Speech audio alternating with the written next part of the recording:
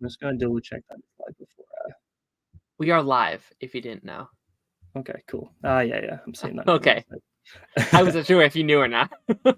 Cool. Yeah, all right. So, yeah, this is live stream, I guess. We're ranking all 7 seasons of Agents of S.H.I.E.L.D. and for the 10th anniversary. I got Daren here. Hi. How's it going, everyone? This is going to be pretty exciting. I've never done this before, so it's going to be very trial and error, seeing what happens, seeing if it works, and if it doesn't. And if it doesn't work, then I guess we'll never, ever do it again. Oh, no. I'm just going to like really quickly tweet out that we're live because I should have done this before we started. But hey, look, it's happening now anyway instead. Yeah, so I got like a few tiny topics to talk about before the actual like rankings. Mainly just like recent stuff. It's more so Marvel in general, like Marvel TV in general, but it connects to Agents of S.H.I.E.L.D. stuff. So, all right, let me just tweet this out.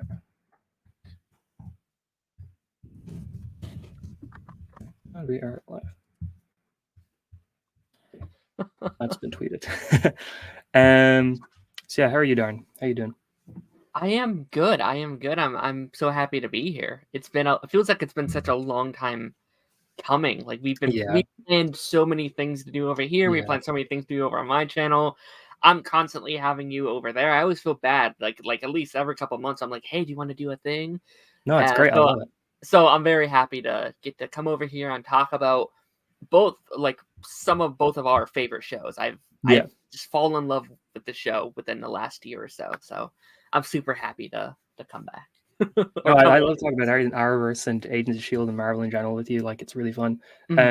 We like that Arrowverse thing planned 101 times and it never happened. Oh, 100%. Yeah, it's we're gonna do it at some point. I think we just have to do it in parts by this point. Do like 5 different streams and just like once a year do a part of it or something. But I feel like for the past like 2 or 3 years, every few months, I'm like, oh, I'm gonna do a stream at some point. I'm gonna have you on, and then it finally happened, I guess. Yeah. But yeah, I guess start right. Let me figure out if this works. So, have you seen anything about the new Marvel Cinematic Universe timeline book that came out?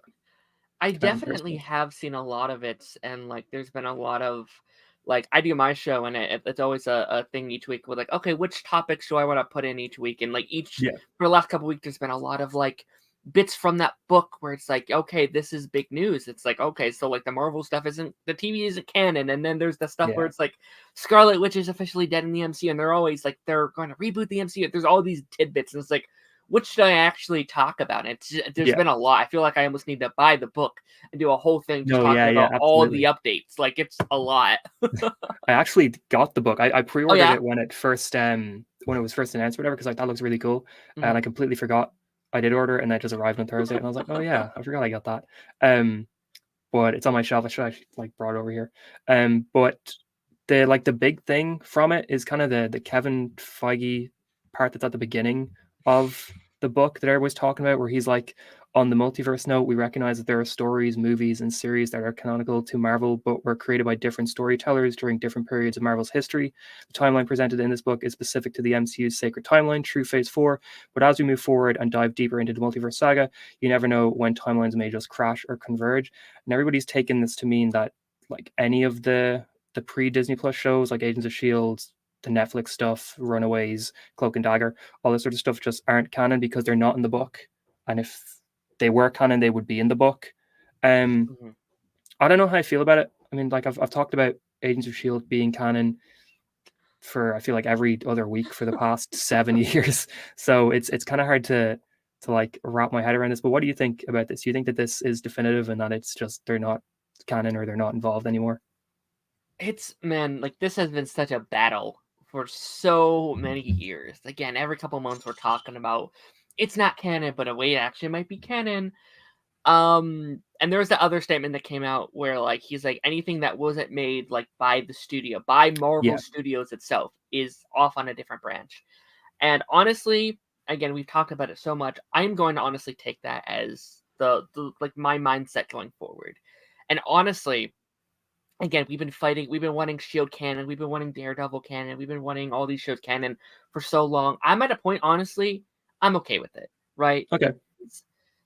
I understand the place that they're in because it is hard to bring in these other worlds for your casual audiences.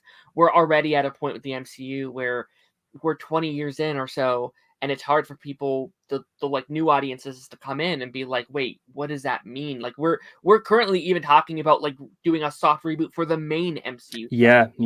We're expecting them to bring in all these other 20, 30 some shows. So I understand. I'm at a point where I would just be happy if the characters come back as like variants of the version, like Matt is doing currently. If Daisy just comes back and she is a soft rebooted version of the character that we know. Similar stuff happened to her on this timeline that happened over on Shield, but you can change some stuff as you will. And honestly, again, it sucks because I want these shows to be canon, but I would understand as well. Yeah, no, absolutely. I'm kind of feeling the same way now. Like I would love to just for it to be just confirmation that Agents of Shield is like in the MCU, and like I've been trying to make up my own reasons why it is for so long that it was up until season 4 and then the time travel timeline, and like then they come back at the very end and the Triskelion was rebuilt. Like there's a scene in Homecoming where they talk about rebuilding the Triskelion, and like I've just that confirms that the Triskellion's back in the MCU. That's why they is canon again. But it's really hard to kind of, when you see stuff like this from Kevin Feige, and I just don't get why he's so against Marvel stuff, because I still think like non-MCU Marvel stuff. Like I don't know, I think Agents of Shield and Daredevil and like season 1 of Jessica Jones and like some of Cloak and Dagger and stuff like that are better than 90% of what is in the main MCU. So I think it's kind of ridiculous that he's so against having good Marvel stuff be connected to the main MCU, you know? Yeah. Especially since the Agents of Shield went out of its way so much to connect to as much as it could from the early MCU stuff, that it feels like just, I don't know, it feels so stupid. But kind of building off of this, we had some big Daredevil news come out over the last few days about Daredevil Born Again. And this is from the Variety article that came out where they were talking just a little bit about it, that we've got the Punisher, and people who worked on the Punisher and people who worked on Loki are now involved in the Born Again show, which that's really good sign. Like the fact you're bringing in somebody who was heavily focused on the Netflix shows to work on the new Daredevil show is really good. It's really cool. Especially since like the Punisher, I think the Punisher, the TV show, had a couple missteps here or there, but I think in general it was a pretty solid TV show, and I think that that's something that they need to bring into the Disney Plus stuff. But like when they're talking about it here in the Variety article, they talk about how Daredevil Born Again is not meant to be a continuation of the events from the Netflix shows, even though it's got a lot of the cast reprising their roles. I think that, I don't know, you can take it either way. I've seen a lot of people take this as to say, you know, Daredevil seasons 1 to 3 aren't canon. They're a different universe. They're variants or whatever. Like, don't worry about them. I would take this more to mean just that it's not going to continue the story that was told in the first 3 seasons, but not necessarily that it's not the same, you know, the same timeline or whatever. Like, I think this just means maybe we're not going to see them follow up on the Bullseye storyline, but that, you know, it still happened, sort of thing. What do you think about all that? This whole like Daredevil stuff has been the like amazing news. Like everything we've heard the last couple weeks about like them scrapping everything and them getting new showrunners and a show Bible and making actual pilots and making multiple season stories. That's all amazing. I don't know, this might be some of the happiest I've been in the MCU for a while, because like this is what we've been begging for. We literally did a stream over on my channel like a month ago talking about this exact thing, saying this is what you should do, this is what you need to do. They're bringing on people who know how to make TV shows, but also it's hilarious that like this is the bare minimum. Like this is what you should have done 3 years ago. This is literally, they're just making a TV show. Like for any other show on any other like network or streaming service, it'd be like, yeah, of course you have a showrunner. Why wouldn't you have a showrunner? That's ridiculous. So, but no, like, I mean, I haven't seen Punisher. I've seen like some of the like Netflix stuff. I haven't actually sat down to watch it, but like from what I hear, it's one of them that people really love, especially that first season or 2. Like people really like that. Yeah, season, 2 seasons. Yeah. So I think this is amazing. I mean, we haven't talked too much about Loki this season, but like this has been some of my favorite MCU stuff in a very long time. Like, I literally think the season of Loki is top tier. Like MCU, it's especially after like this couple sagas. Like, this is like, oh my gosh, it's amazing. No, absolutely. So I'm very, very happy that there's people over there, and it seems like Loki's kind of like what they're striving for this next era of Marvel TV to be. Like, it seems like people like Loki. Loki has 2 seasons. It's really working for people. Let's strive to be more like Loki. And I think that's amazing. I think that's really, really cool. No, absolutely. Like, I think that Loki season 2 is what they should be doing going forward, is because it's the one of them that just feels like a very proper TV show, that it doesn't feel like it's there just to set up stuff. It feels like they're actually, taking their time to make just good individual episodes, like especially episode 3, last week's one that was set in the past, where they're going after Victor Timely. That felt like it was connected to the overall season, but it was still a standalone episode that was telling a standalone story that just fed into the overall narrative of the season. And I thought that was something that the shows so far have not been doing at all. But yeah, the Punisher, it was like it had the same problem that a lot of the Netflix shows had, where the second season was very weird because they like fully thought they were going to go ahead and get more stuff in it, but then they got cancelled, so they didn't get a lot of the stuff in it that they wanted to get into it.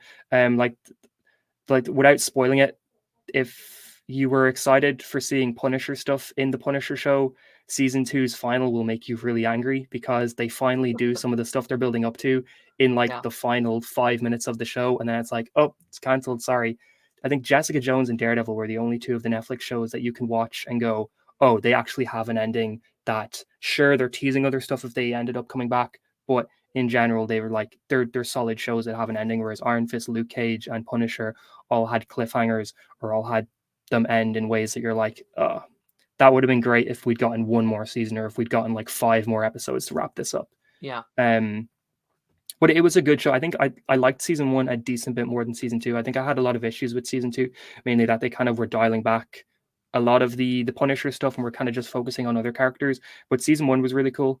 And then season 2 had a lot of solid moments spread throughout.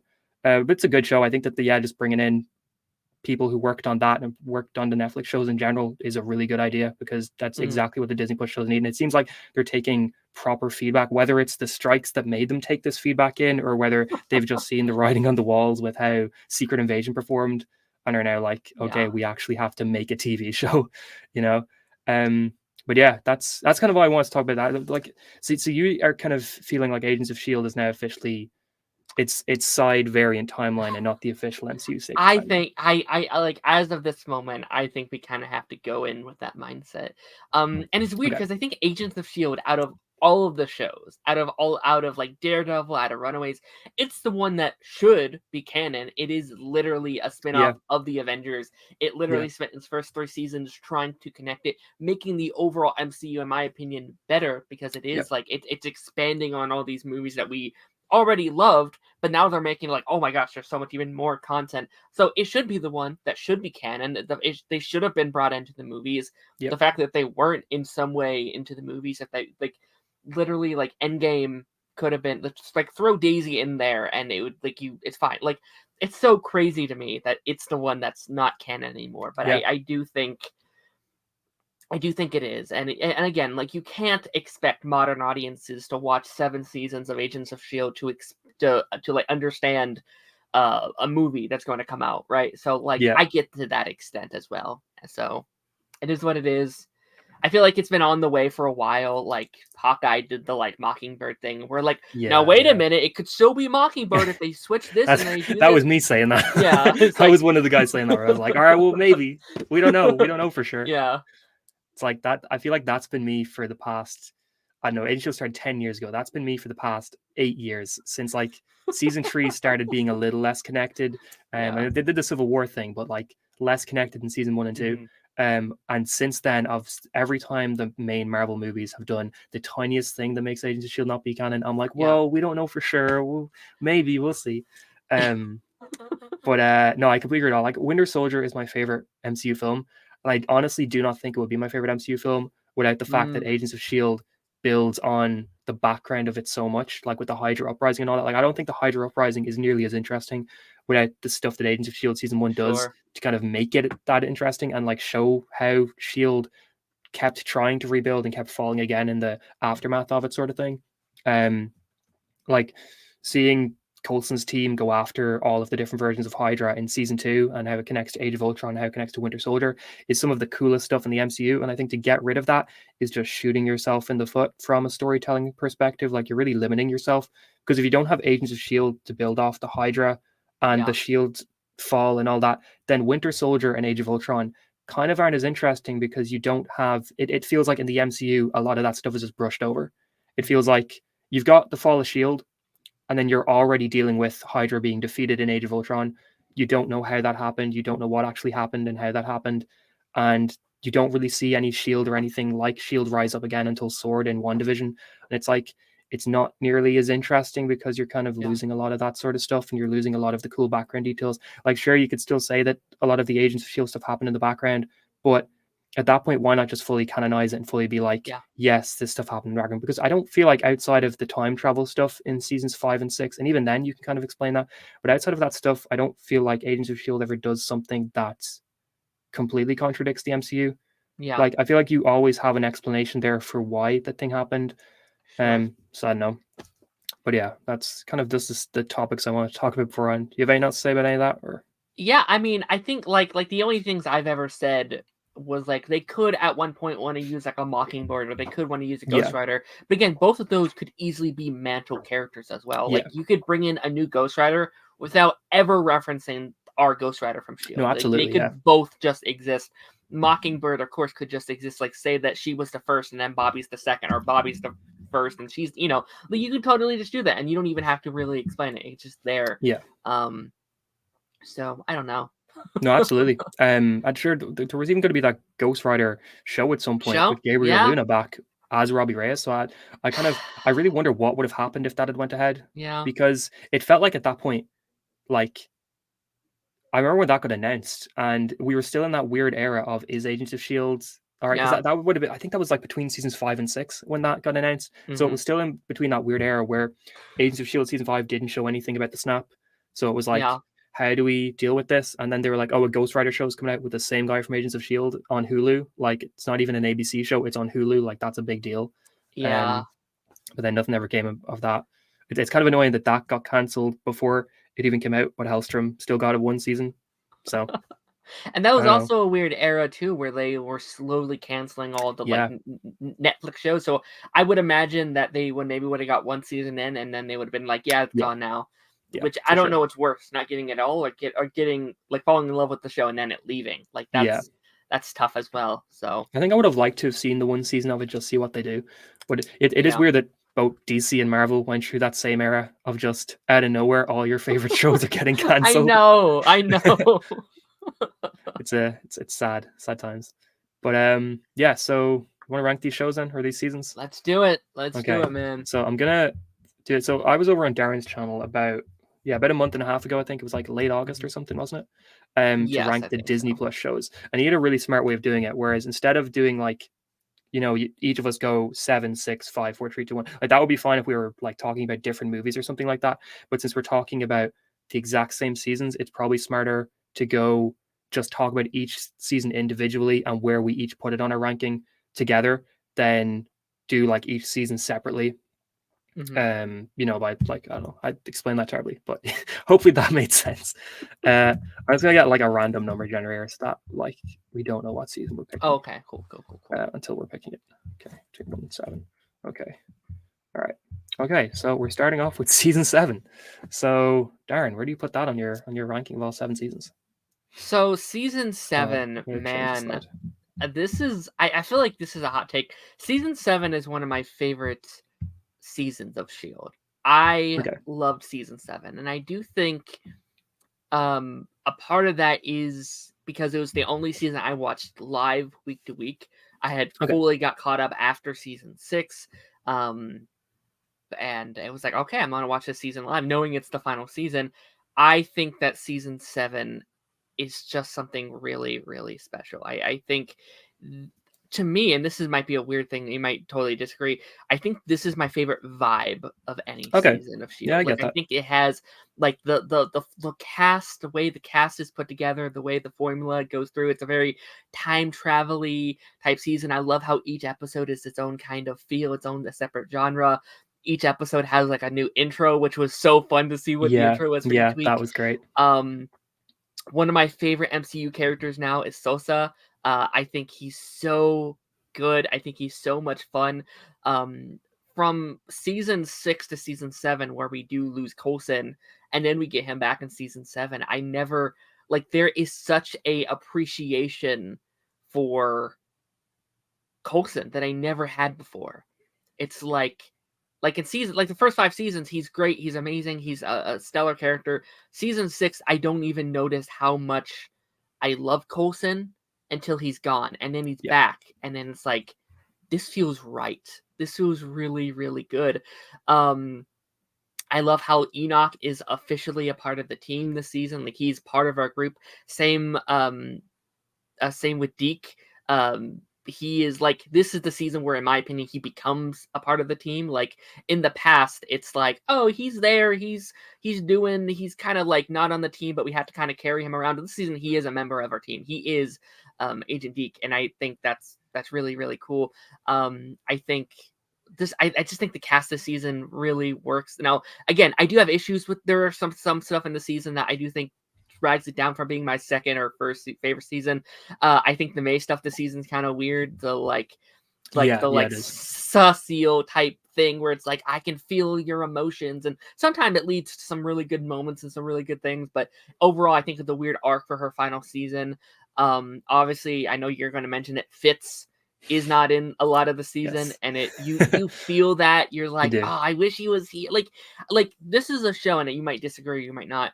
This is a show where I think you can literally take out any one character from the show, and the show still moves on. It still works because every character is so good. It's so good. Like, you were literally able to take out Coulson, and I still enjoy season 6 of S.H.I.E.L.D. because the rest of the cast is so good and so fluent. And yeah, I love season 7. I bet I'll talk about it more once you kind of bring in your thoughts on it. There's probably things I'm like not mentioning at the moment, but I love season 7. So for me, I've got season 7 in 4th place on the list, and I've actually not moved it at all since it first aired.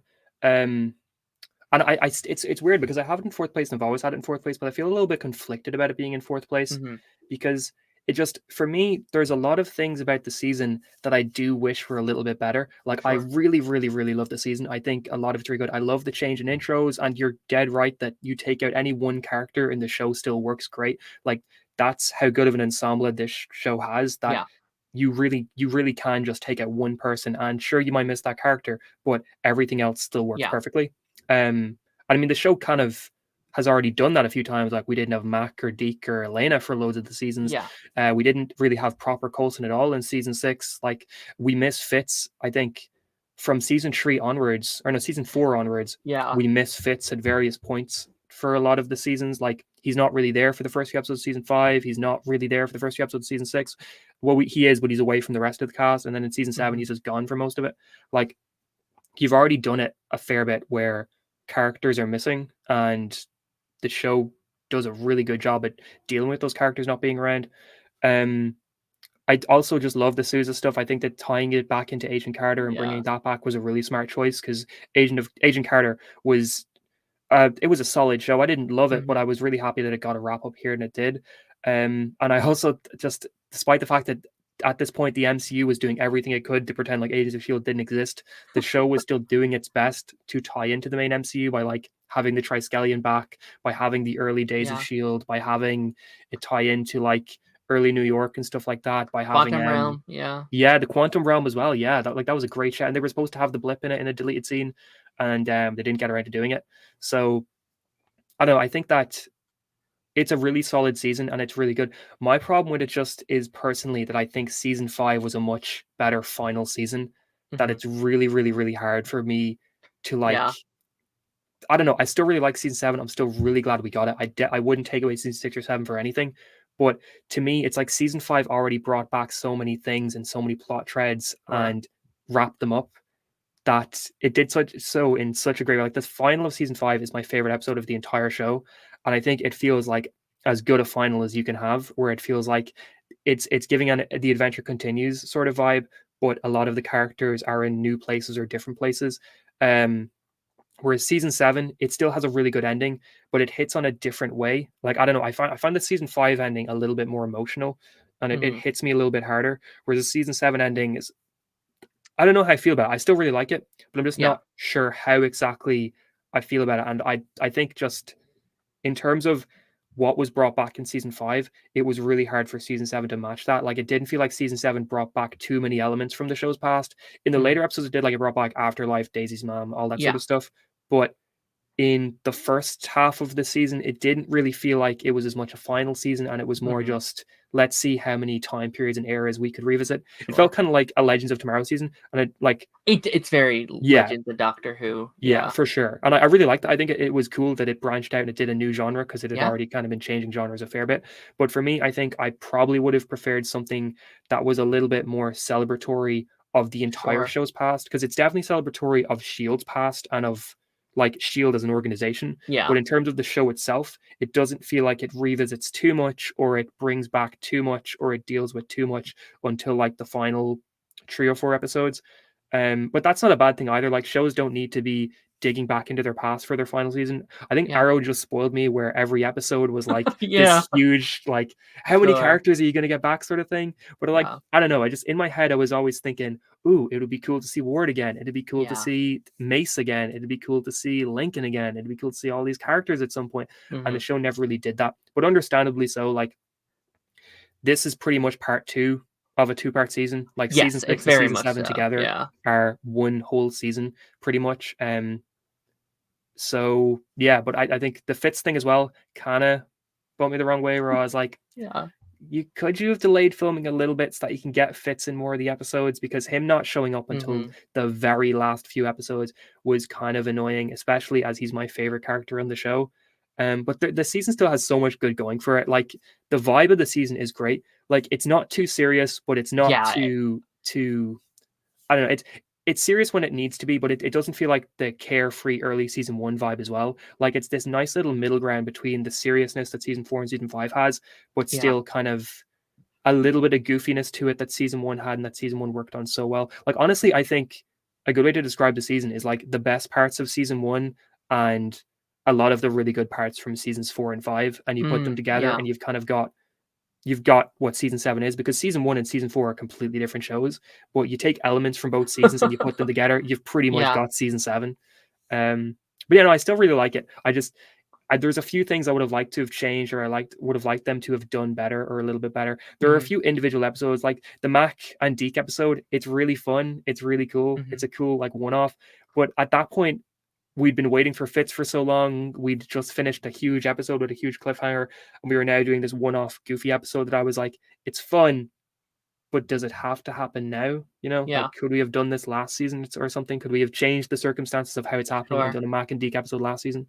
I mean, they kind of did anyway. Code Yellow in season 6, where it's like set in Deke's kind of IT place, was pretty much a Mac and Deke episode. But they could have done stuff like that before, instead of wasting a limited number of episodes on something like that. But I still think it's really good. I think the Daisy stuff, the Coulson stuff is all fantastic. The stuff Simmons gets is fantastic. Enoch is great. Like, this is the season that I like Enoch in season 5. I like him in season 6. But this is the season where I'm like, oh, he's a top tier character. And then bringing Sousa in is great as well. Like, he works so well with the rest of the cast.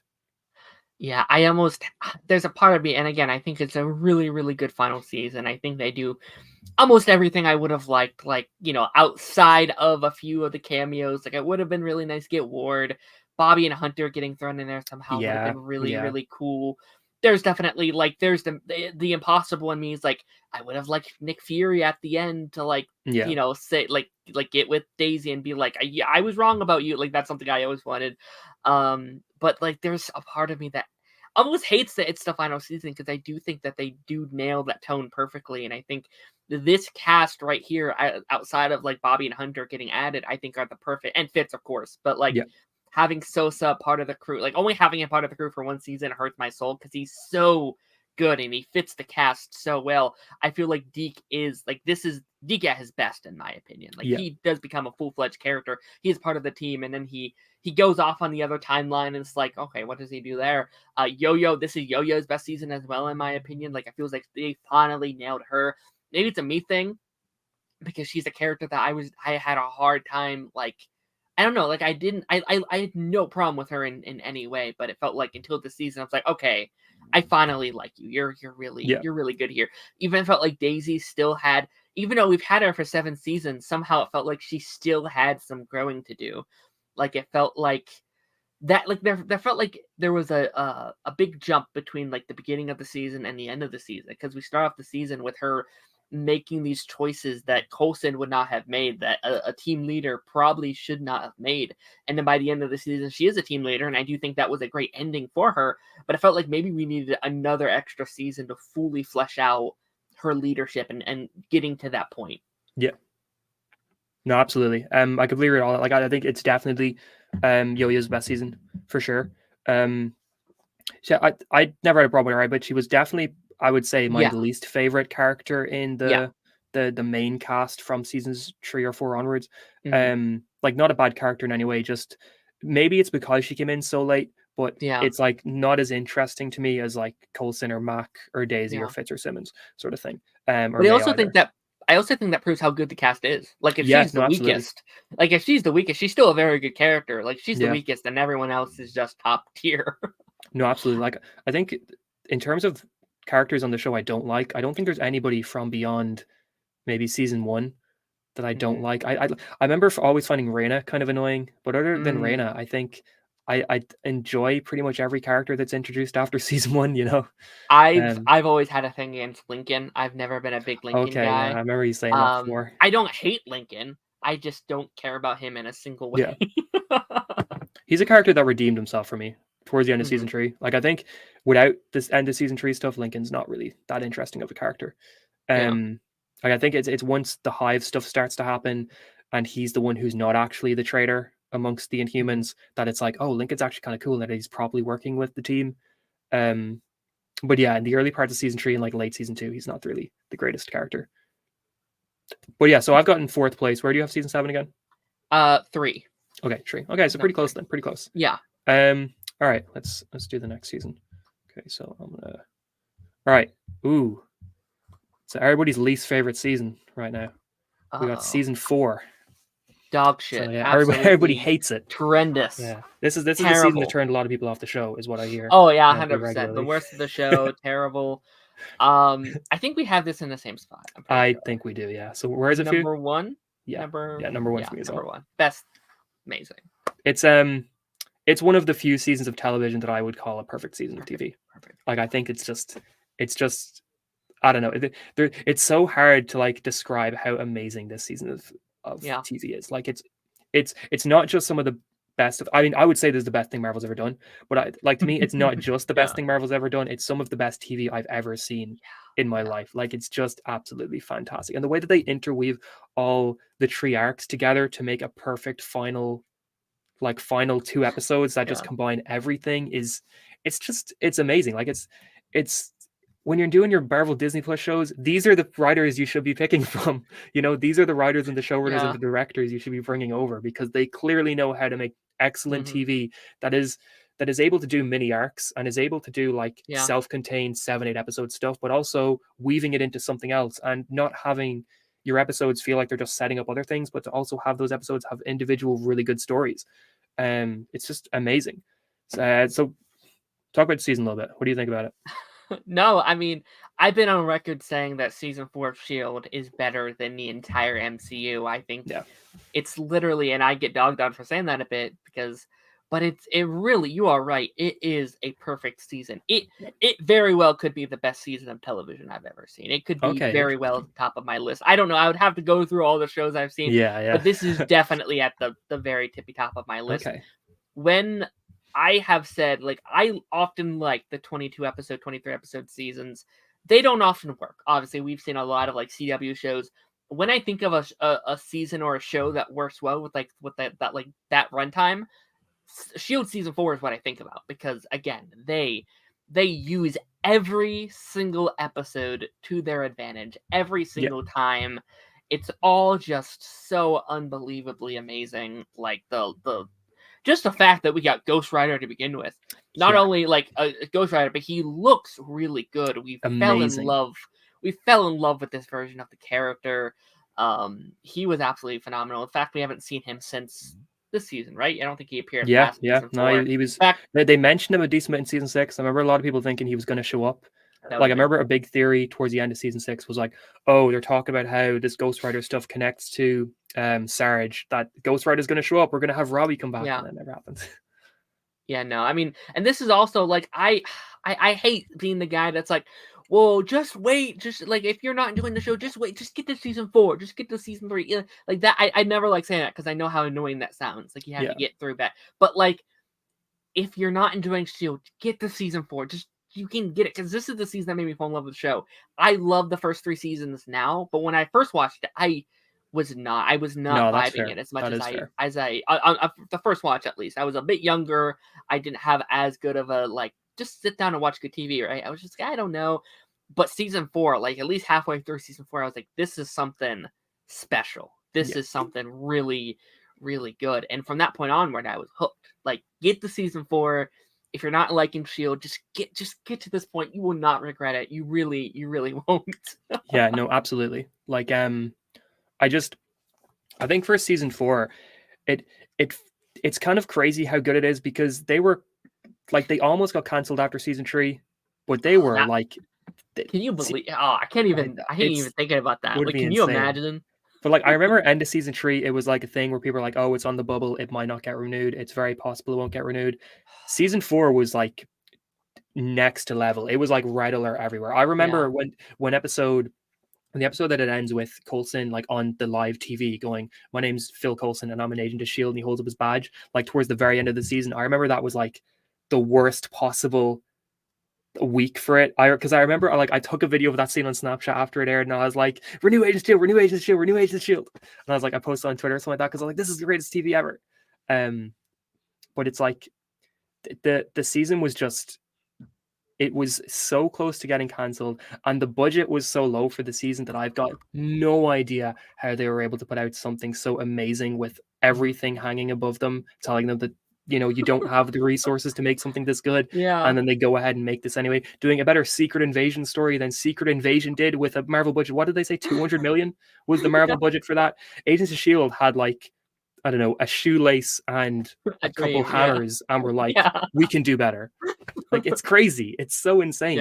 But like, interweaving the 3 storylines as well is crazy, because the Agents of Hydra storyline is like the peak of the season. It's the big, storyline that everybody talks about from the season. But the LMD arc and the Ghost Rider arc at the beginning of the season, they're both still so good. They're both like, I would say, like, the Ghost Rider arc's like a 9.5 out of 10. The LMD arc's like a 9.8 out of 10. And then the Hydra arc is like a 10 out of 10. It's just insane how good they made all 3 of those storylines be. Bringing in so many new characters like Mace and stuff that at first, like, oh, who's this new character coming in?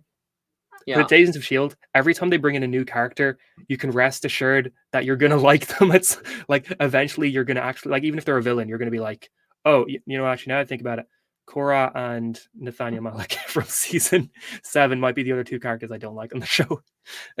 I was thinking about them now. I'm like, oh, I remember not liking Malik at all.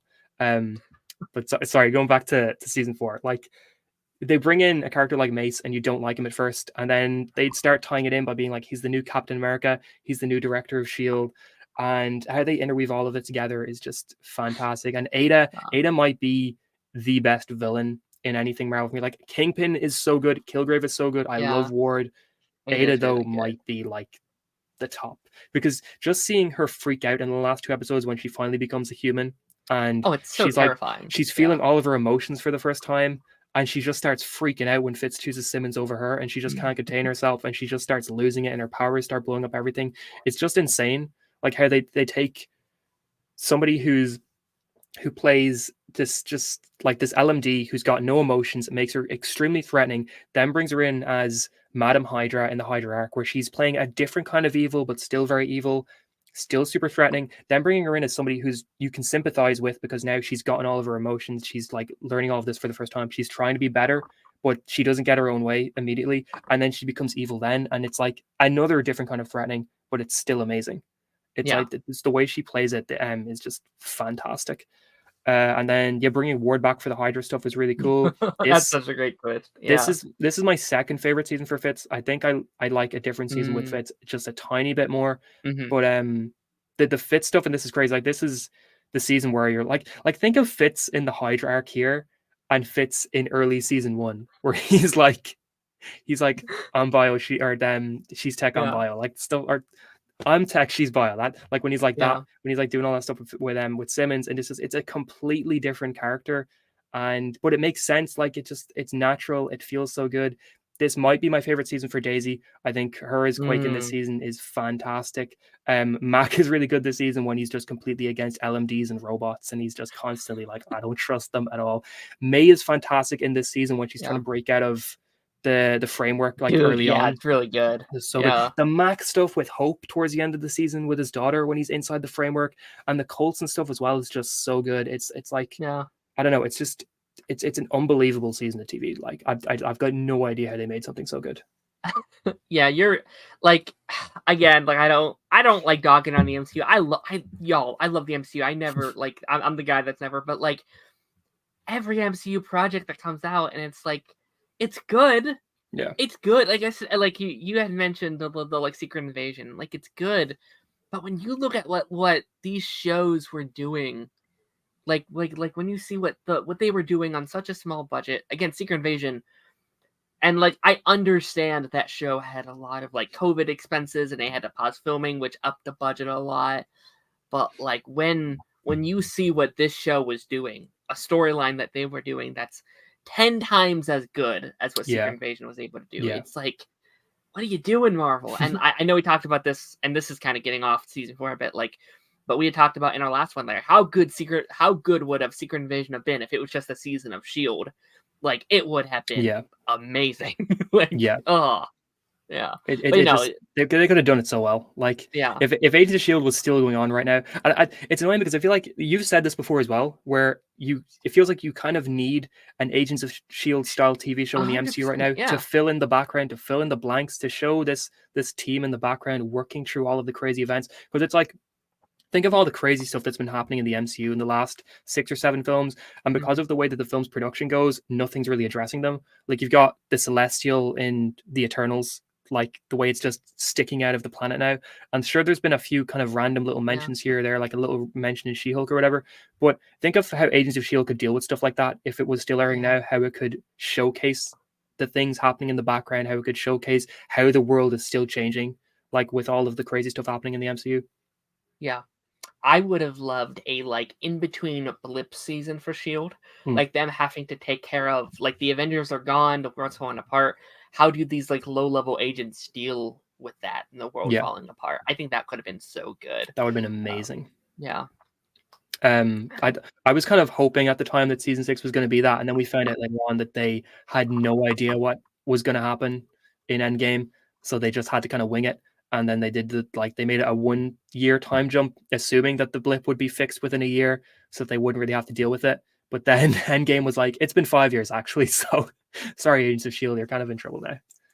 That kind of messes some things up. And like we didn't talk about it too much on season 7, but like again, a lot of the theories was like, oh, like they go back to the original timeline once it's all kind of said and done. And it's like, okay, I like that's the headcanon I'm going to be going with, but it's tough. It is really tough. But yeah, it's great season of TV. Absolutely love it. Honestly, I don't know. I don't know how you could have done better. Like I genuinely just do not know how you could do better. So so we got some comments. Did not realize that. Hey, stranger. I don't know if you're still here. You might not be, but hey. Season 1 is always the best. Yeah, season 1 is a really good season. We're going to get to season 1 pretty soon. But season 1 is... my opinion on season 1 has changed so much over the years that like I've rewatched it, I want to say like 7 or 8 times at this point now over the years, and it changes every time I rewatch it, like how I feel about it. May versus Black Widow. May versus Black Widow would be crazy. Like I don't know. There's so many of those pairings that I would love to have seen, like May versus. Yeah. I mean, I think May's got it. Like, I think the Cavalry stomps Black Widow every day of the week, if I'm being honest. But it's like you put up those pairings, like you get like, I don't know, Ward versus Black Widow. Like, how does that going to go down? Because they made that big deal in season 1 saying how Ward was the best espionage agent since Black Widow, which is why he was so good at blending in the background and hiding. And then you got the whole thing as well where Garrett was like saying that he doesn't think even Romanoff could have pulled off the sort of stuff that Ward was doing in the background in season 1. Yeah. And like, I don't know, you get like Bobby Mockingbird in there as well. Like, who wins in those sort of pairings? I mean, hot take, I'm gonna go with Ward, Mockingbird, and May over Black Widow any day of the week in terms of like who's gonna win the fight. What do you think? Yeah. Do you think they win, or do you think they lose? I feel like Black Widow has like, it's hard because like Black Widow has like more, like we've seen the bigger feats, right? Like she's gone against the Thanoses and the Ultron. Yeah, she went against Thanos with the like taser gloves or whatever. Yeah, so it's like in my head it's Black Widow, but like May has done some big stuff. The fact, honestly, and again, budget, I understand why we never got it. Clearly, they would not have done like an ABC show, but like the fact that we couldn't get like a Black Widow or like a Hawkeye over on S.H.I.E.L.D. is kind of really sad. Like those are two characters that would be so cool for like this like one-off episode. There's so many. I've been wanting to do a video on my channel for years where it's like 5 Agents of S.H.I.E.L.D. MCU mashups that I'd like to see, like you know, like Daisy and Fury and like Mockingbird and Black Widow. And like there's so many. I think like Fitz and Simmons with like Spider-Man. I don't know. Like there's so many that'd be really cool. Really fun. Yeah. I remember a theory for ages that Fitz and Simmons would be in Ant-Man and the Wasp: Quantumania because of the quantum realm stuff. And like I think Fitz would fit in really well with the Ant-Man and the Wasp stuff, like with what's going on over there. Like I completely agree on all of that. I remember I feel like Scarlatti or something, the Hydra agent that was a mercenary in season 2, and he had the spinner, the things, and he threw them, and he was played by Hawkman from Legends of Tomorrow. I remember like Bobby made a big point when he showed up that he was like, oh, he almost killed Barton a few years back.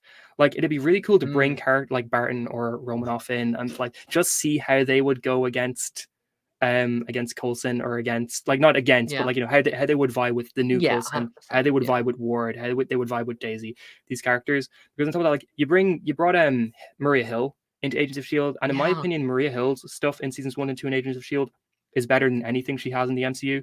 Like she should have stuck around, I think. Like maybe absolutely. After like Bobby and Hunter left, maybe you throw her into the mix. I think that could have been really cool. And it's like, it's not even like she was being used too much in the MCU. Like she was showing up every 5 or 6 films, so like it's not like you're kind of, you don't need her. Like even in Far From Home, like that wasn't her, that was a Skrull, wasn't it? So it's not even like you had Hill in Far From Home. So like you could have had her around for a lot of the later stuff in Agents of S.H.I.E.L.D. for sure. And Secret Invasion was her chance. I was like, she's genuinely a big role in a show. It's great, and then she dies up. I don't know what they were thinking with that. That was so stupid. Like, remember in the end of season 1 with the episode where Talbot comes and tries to take Providence, and Coulson and Hill are inside Providence, and then Hill's like, you gotta hand it over to Talbot, and then Coulson's like, well, no, because Ward's a double agent, and he's gone with the bus, and he's gone with Sky, and like, I'm not just gonna give Talbot all this stuff. And then Hill's like, okay, and then she just helps Coulson fight the US government for a little bit. It's like, it's so much cooler. Like, I think Winter Soldier gives Hill a lot of cool stuff to do, but it's like Winter Soldier and Agents of S.H.I.E.L.D. are the only things that actually utilize her character well in Marvel for me, which is kind of annoying. But yeah, season 4 is a great season. So do you have anything else to say on season 4? No, I mean, I think the best of the best are oftentimes hard for me to talk about outside of just like, it's so good. Like the seasons I don't like, I could be like, okay, I don't like this and this and this. Season 4, it's like, it's good. It's all good. That's all I gotta say. Yeah. So yeah. No, absolutely. So we both have it in first, is where we have it on our rankings. So worst season of the show for sure. Terrible. Berserker Staff Ward has a question Endgame. here. That's a good question. I think Cap might have that one. I think I think Cap's like, Ward's gonna have, I don't know, it'll give Ward a bit of strength, it'll give him the anger, but Endgame Cap still has like Mjolnir and stuff like that. And I think, you know, all it's going to take is one good throw. Like, I think if Cap throws Mjolnir at Ward, he's not going to be able to dodge it. Like, it's just going to take his head off. Yeah, like, that's the end of Ward. Like, it would be a really cool fight. I think, like, Berserker Staff Ward versus, I don't know, I think Berserker Staff Ward beats like Clint Barton any day of the week beats Romanoff any day of the week. But I don't know if he could beat Endgame Cap. I think that might be a bit too much for him. Now, if it's like, I think I don't know, like Daisy at her full power in season 7 versus Endgame Cap would be a pretty cool thing. I mean, Cap still got Mjolnir, but it would be still pretty cool. I feel like Black Widow does carry more gear, but May is definitely more skilled. Yeah, I completely agree. You never really see May carry a whole lot of stuff. Like even with a gun, like she generally just goes. She's like, if I need a gun, I'll take one. She is the weapon. Yeah, she is the weapon. They're like, she's the cavalry. Like the cavalry isn't May with gear. The cavalry is May. Like you call in the cavalry, you're calling in just May with just herself. And that's the thing about May. You could literally throw her in anywhere, and she's exactly. Like, yeah, I'm a fighting machine. Yeah, like you drop her in, she just beats anything. So yeah, I definitely think May's more skilled, and I think Black Widow will have like the gear and stuff as well that might make it a little bit of a fight, but I still think May might have it. I think May's just really smart. I think she just thinks about absolutely everything. And think about like, I don't know, I think Romanoff as well, she has a lot of the Marvel-y quips and the Marvel-y like jokes and the stuff that May doesn't have. Like May's not going to waste time at making a one-liner or making a joke after she takes down somebody, but I feel like Romanoff in the later films absolutely will. So I think that's something why May might win. Yeah, I also don't want to leave on it too much, but I also think like Nat is a little bit more emotionally like driven. Like I feel like you could take out someone she loves and she's going to be a lot more like out of it, where May, like you could just kill Coulson right there and she's not going to be, I mean, she's obviously going to be affected, but she's going to take them down first. Yeah, no, and absolutely, then deal with the grief. Yeah. Like except for season 7 May, when she's the empath, like you're not going to have a May that has something bad happen and then like dwells on it. Like she's just going to get on with the job. Whereas like you have like Nat in Endgame, and she kind of like, you can see her after 5 years, she's still really broken up about the blip and everything like that. Like she's still dwelling on that a lot. I feel like May would be a lot like how Clint Barton reacts to the situation where Clint goes full Ronin. I feel like May would be more like that, where May's just going to go full on crazy, and not crazy, but full on serious, and just like focus on getting jobs done and getting tasks done. Like you see May in season 1 after it's revealed the Ward's a traitor, and Daisy and Skye says to her, she's like, why are you so calm about this? Like, why are you not angry? And she's like, I am angry. I'm just keeping it all inside so that when I see Ward, I can kick his ass. Like I can let it all out. It's great. I think a good what if would be, what if the Avengers knew Coulson was alive? Yeah, for sure. That'd be pretty cool. I'm not sure how much that would change about the later stuff. I think like you might see Coulson involved a little bit more, rather than kind of in the background of like he's really involved in Age of Ultron, but he's in the background involved in it. I think you see him more like less in the background, more on the top of a helicarrier like Nick Fury, that sort of thing. But yeah, probably should move on to next season, because I was thinking it's like we're an hour in. We've gone through 2. Okay. All right. Next up, okay, we got season 1. All right. So where do you have season 1? Season 1. Season 1, I think I have at number 4. Season 1's my number 4. Okay. Season 1 has been an interesting one for me for many years, because first time watching, of course, I was like, I don't know. It's definitely the first half. If you've never seen the show before, if you have no experience with these characters, it can be a slow ride. It can be a bit. It is very much of your like villain of the week. It's very like X-Files, very Doctor Who-y, where each episode is kind of its own thing. It's not a large storyline. And one thing that you told me, and I honestly, like, you're the reason I think I love S.H.I.E.L.D. so much, that pushed me to want to rewatch the show, is that you told me season 1 on rewatch is one of the best seasons of the show. Because after all the time travel, after all the ends of the worlds, the robots, the Ghost Riders, going back to the peaceful one-off, we got to go stop a train for an episode or whatever it is. It's so refreshing. Yeah, and absolutely. Just seeing our characters just like, they're just like, May's biggest problem here is that she doesn't know if she should hook up with Ward. Like, that's her biggest issue. Genuinely, yeah. Like, it's so refreshing, and it feels so nice, and like they're all babies, and again, like, this cast is so good. Like, I did not like May in the first couple seasons of S.H.I.E.L.D. just because there's not a lot to grab onto. Like, she's very close to our chest, but after you go through everything you went through with May, season 1 May and Fitz and Gemma and even Ward, you're just like, oh, I love them all so much, and it's really good. And then the back half, in my opinion, and again, it's been a while. I didn't mention this at the start, but like I did recently rewatch the show for the first time. I started my rewatch the week after S.H.I.E.L.D. season 7 ended. And then we just finished it like 2 months ago, which was 3 years. So it took 3 years for me to rewatch the show. Big journey. So it's been a while since season 1, 2, and 3. But like episode 15, in my opinion, through 22 are still some of the best of the whole show.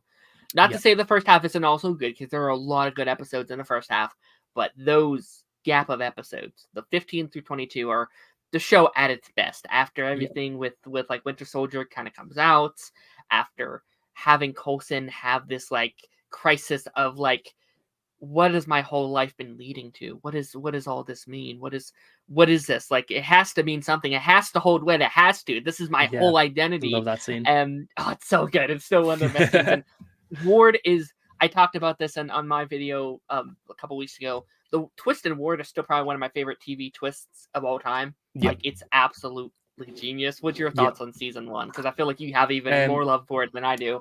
It's like, I never hated season 1, but it was definitely when it came out.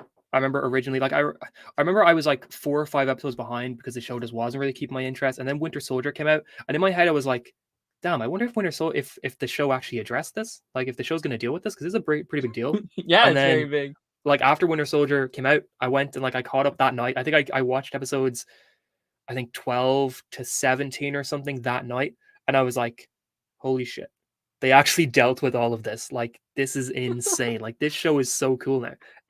But like, I completely agree that it's one of the best seasons I rewatched. Like, I have it in 5th place at the moment, but I used to have it in 7th, and then I used to have it in 6th, and now it's in 5th after rewatching it so much. So it's just like slowly moving up my rankings. I still think a lot of the early stuff is kind of, it could be better. I think the episodic nature of the stuff is really good. Like it feels like a normal TV show. Yeah. You know, like some of the individual episodes are cool. Like the Simmons episode where she's really sick and she's got the Chitauri virus, and then you've got like tracks with on the train and that whole thing. Like those are 2 pretty much standalone episodes that have like that feed into the overall narrative of the season. But they're very episodic in nature, and they're still really good episodes, really solid episodes. But some of the really early episodes, like episode 3, the first one with Quinn, where they send Sky into Quinn's place, that might be my least favorite episode of the show. I think it just, I think it's a really cringy episode. I think there's a lot of like goofiness to it. There's a lot of just weird lines of dialogue. There's a lot of weird interactions in it. I don't think episodes 1 or episodes 2 are bad. I think episode 1 is a solid enough pilot that shows room to like grow. I think episode 2 is actually very strong. I think episode 3 though is what people are talking about when they say season 1 is kind of a weak season, or is kind of a weird season. But I don't think it's because they're waiting until they can do the Hydra stuff, because I think that like there's just some character moments or some dialogue moments in the early episodes where you can tell they don't really know what they're doing just yet. Yeah. And it's like they don't know what they want these characters to be just yet. And I feel like it's not until around the midpoint of the season. It's honestly, it's probably around the Fitz Simmons episode, episode 6, when Simmons has the Chitauri virus, that is when they're really like, okay, I think this is what we want these characters to be now. Because the following episode of that is the one set in the hub, where you've got Sky and Simmons trying to figure out where Fitz and Ward are gone, and Fitz and Ward are on like a secret Black Ops mission. And that also feels like an episode where you're like, okay, I can tell what they want Ward to be. I can tell what they want Fitz to be. I can tell who these characters are now, and I can start to get attached to these characters. And then sandwich bit always makes me laugh. You threw out my sandwich.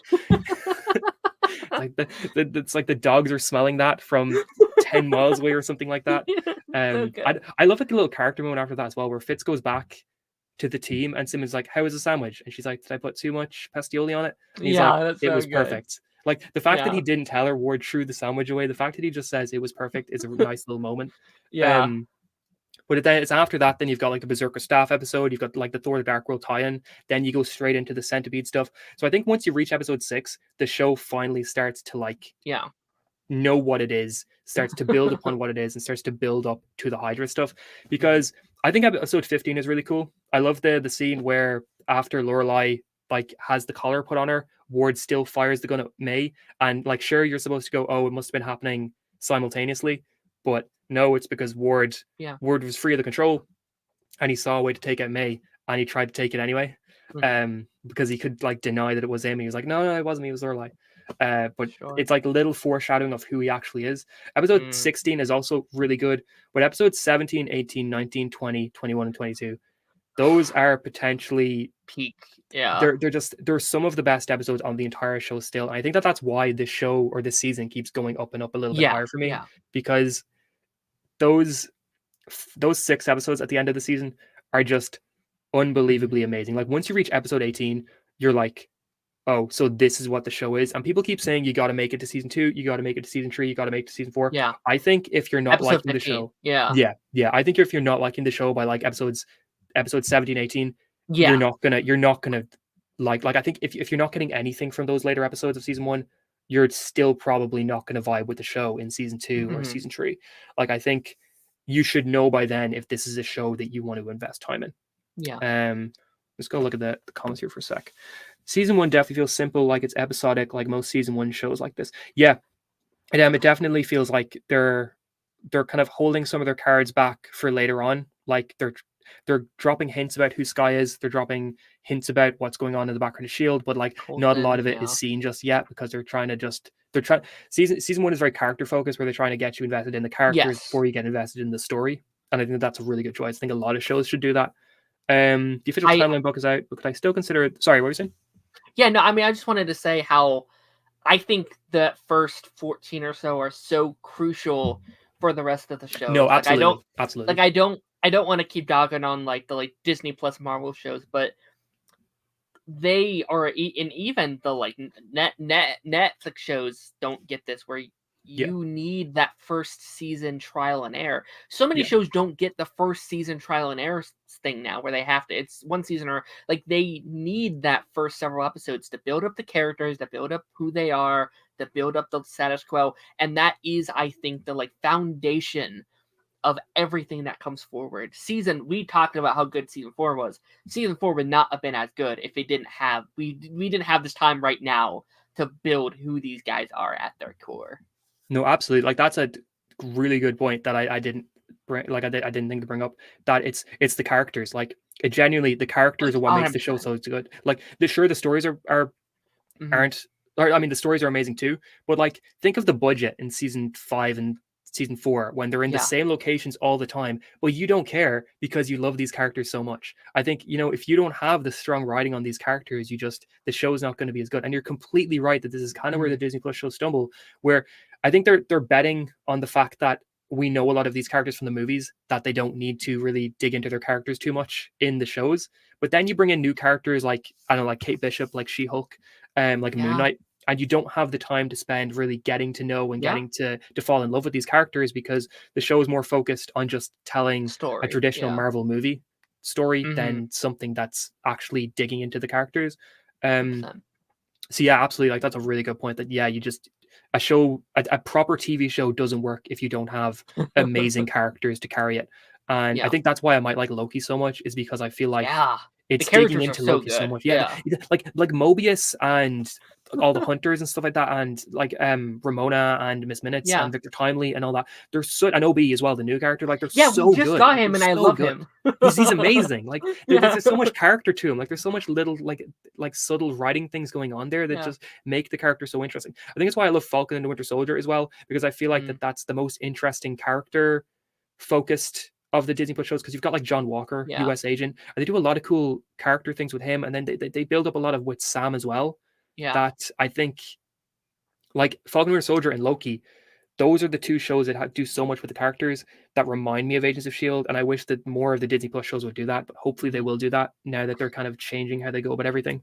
I also think it helps that both Loki and Sam and Bucky have had such a history already. Like like they only have like 6 episodes or so, but we've also spent like 20 hours with them. No, exactly. Right? Yeah, exactly. Like Loki, especially, like I've been talking, I don't want to get off track, I'm so sorry. But like this season feels like they know Loki at the back of his hand, and we've spent 10 years with him already. Tom Hiddleston knows that character. Like he's a genius on how Loki is and how he operates. And I think that helps a lot too. Yeah, 100%. Let's go read some comments real quick. So I know the official timeline book is out, but could I still consider this show and all the other TV shows canon or headcanon at best? I mean, when you do think about it, these shows existed way before. I mean, honestly, I think with Agents of S.H.I.E.L.D., like, if you wanna, you can make the explanation for yourself for why it's still canon. Like you can easily just say season 5 and season 6, the time travel stuff is why they don't really deal with the blip. And then you can still be like, season 7 brings them back to the old timeline, the homecoming deleted scene. It might be far from, no, I think it's the homecoming deleted scene. Talk about the Triskelion being rebuilt. You could be like, oh, that's why the Triskelions at the end of because the only things people point to when they say Agents of S.H.I.E.L.D. isn't canon is like, they don't address the snap, and why is the Triskelion in the final? Like, those are the two things that people mention, and you can explain them away pretty easily if you want to. So I think it's completely fine to do that. The other TV shows are a little bit, I mean, you can still, I feel like none of the Marvel pre-Disney Plus TV shows do anything too crazy that stops them from being addressed. Like, I think you can headcanon all of them pretty easy. Aside of like the Darkhold, right? On like some of them are now it's kind of the Darkhold. They say that like it changes its look as well. Yeah. I think our like this fan base is so good at just like being like, no, actually, if you think about it this way, genuinely. It still works. Trust me, it still works. And I think that's really cool. And like, this is such a small but like passionate fan base and such a loud fan base. Like Secret Invasion every week, there's no sign of Daisy, but like the number one thing is like, Daisy Johnson, where is she? She's here. So I don't know. No, I completely agree with all that. Like, this fan base is really good at deciding what they want to work with the show, and I love that. Like, I feel like that's what what fandom should be. I feel like that's what loving Marvel and loving DC should be. Is you decide what you like and you decide what works for you. Like, you don't have to go by what Kevin Feige comes out in a book and says, and is like, look, if you like this stuff, cool, but this isn't canon. And you can be like, it's to me. I don't really care. I'm gonna assume it is. Headcanon is very good. I do just want to say, like, you can headcanon anything you want. Just I would say try not to be toxic about it as well. No, exactly. There's definitely like, look at Star Wars where it's like, no, this stuff isn't canon. You freaking idiots! The like sequels are like, you can think it's canon. Exactly. You can say it's canon. Just don't like be mean about people who don't think it's canon. And that goes the other way around, which we definitely get. People who are like, it's not canon. Your stupid show is don't do that. Like, just enjoy what you like and chill on your side of things, I'd say. No, exactly. Like, 100% agree with all of that. That it's, if you're being cool about it, and if it's just like, you really like these shows enough that you want to act like they're canon, but you're being cool about people who don't feel like that, then that's cool. Like, I know a lot of people out there don't want that, but there's a lot of people who are toxic towards Agents of S.H.I.E.L.D. being in canon, where they get offended when it's suggested it might be connected. I don't understand that at all. I don't get it. But like Jenny, that's all a really good point. That's just, as long as you're not toxic about it, it's fine. Like, there's no reason why you shouldn't consider these things. Like, if you can in your head say Coulson, Skye, Ward, May, Fitz, Simmons are all in the background doing exactly what they did in the seasons of Agents of S.H.I.E.L.D. while these movies are happening, then go for it. Like, unless in a future Marvel project we have somebody come out, like a new actress come out, and they're playing Daisy Johnson, then I'm not gonna ever be like, well, she wasn't in the MCU, Yeah. Deadlock versus 2012 Cap. I think 2012 Cap might have that. Deadlock's pretty good though, but I feel like with the shield, like Deadlock's whole thing is that he needs to he shoots rockets at you, but I feel like Cap's shield's gonna block that. And I feel like Cap's not gonna let Deadlock get very close. Like, he's just gonna keep throwing the shield at him and just kind of knock him out a little bit. It will be a really cool fight though. Like, that reminds you of what a fight would be at like the beginning of a film, like the way that that Cap fought Batroc the Leaper on at the beginning of Winter Soldier on the Lemurian Star. And then he came back in Falcon Winter Soldier. But it reminds you like a fight like that, where it's like the hero takes down a villain from the comics that's a little bit lesser known at the beginning of the film before like the main villain comes in later on. That'd be really cool to see. But yeah, do you have any last thoughts on season 1 before we move on? No, I enjoy it. Yeah, it's a good season. So you've in 3rd, is that what you said? It's my 4th. It's 4th. Okay. You've in 4th, I've in 5th. Okay. Okay. Oh yeah, your 3rd is season 7, isn't it? Yes. Okay, cool. Yeah, pretty similar. All right. Let me see what we're doing next. Okay, season 2. This is one I'm currently in the middle of rewatching, so I'm gonna have interesting. Gonna have a lot to say with this. This is the one I think we have the most differing opinions on. I feel like we might, yeah. So how do you feel about season 2?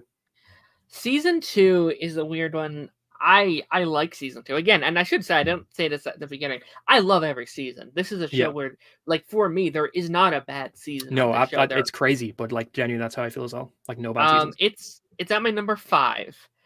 Okay, and again, like again, this isn't me being, oh, this season sucks.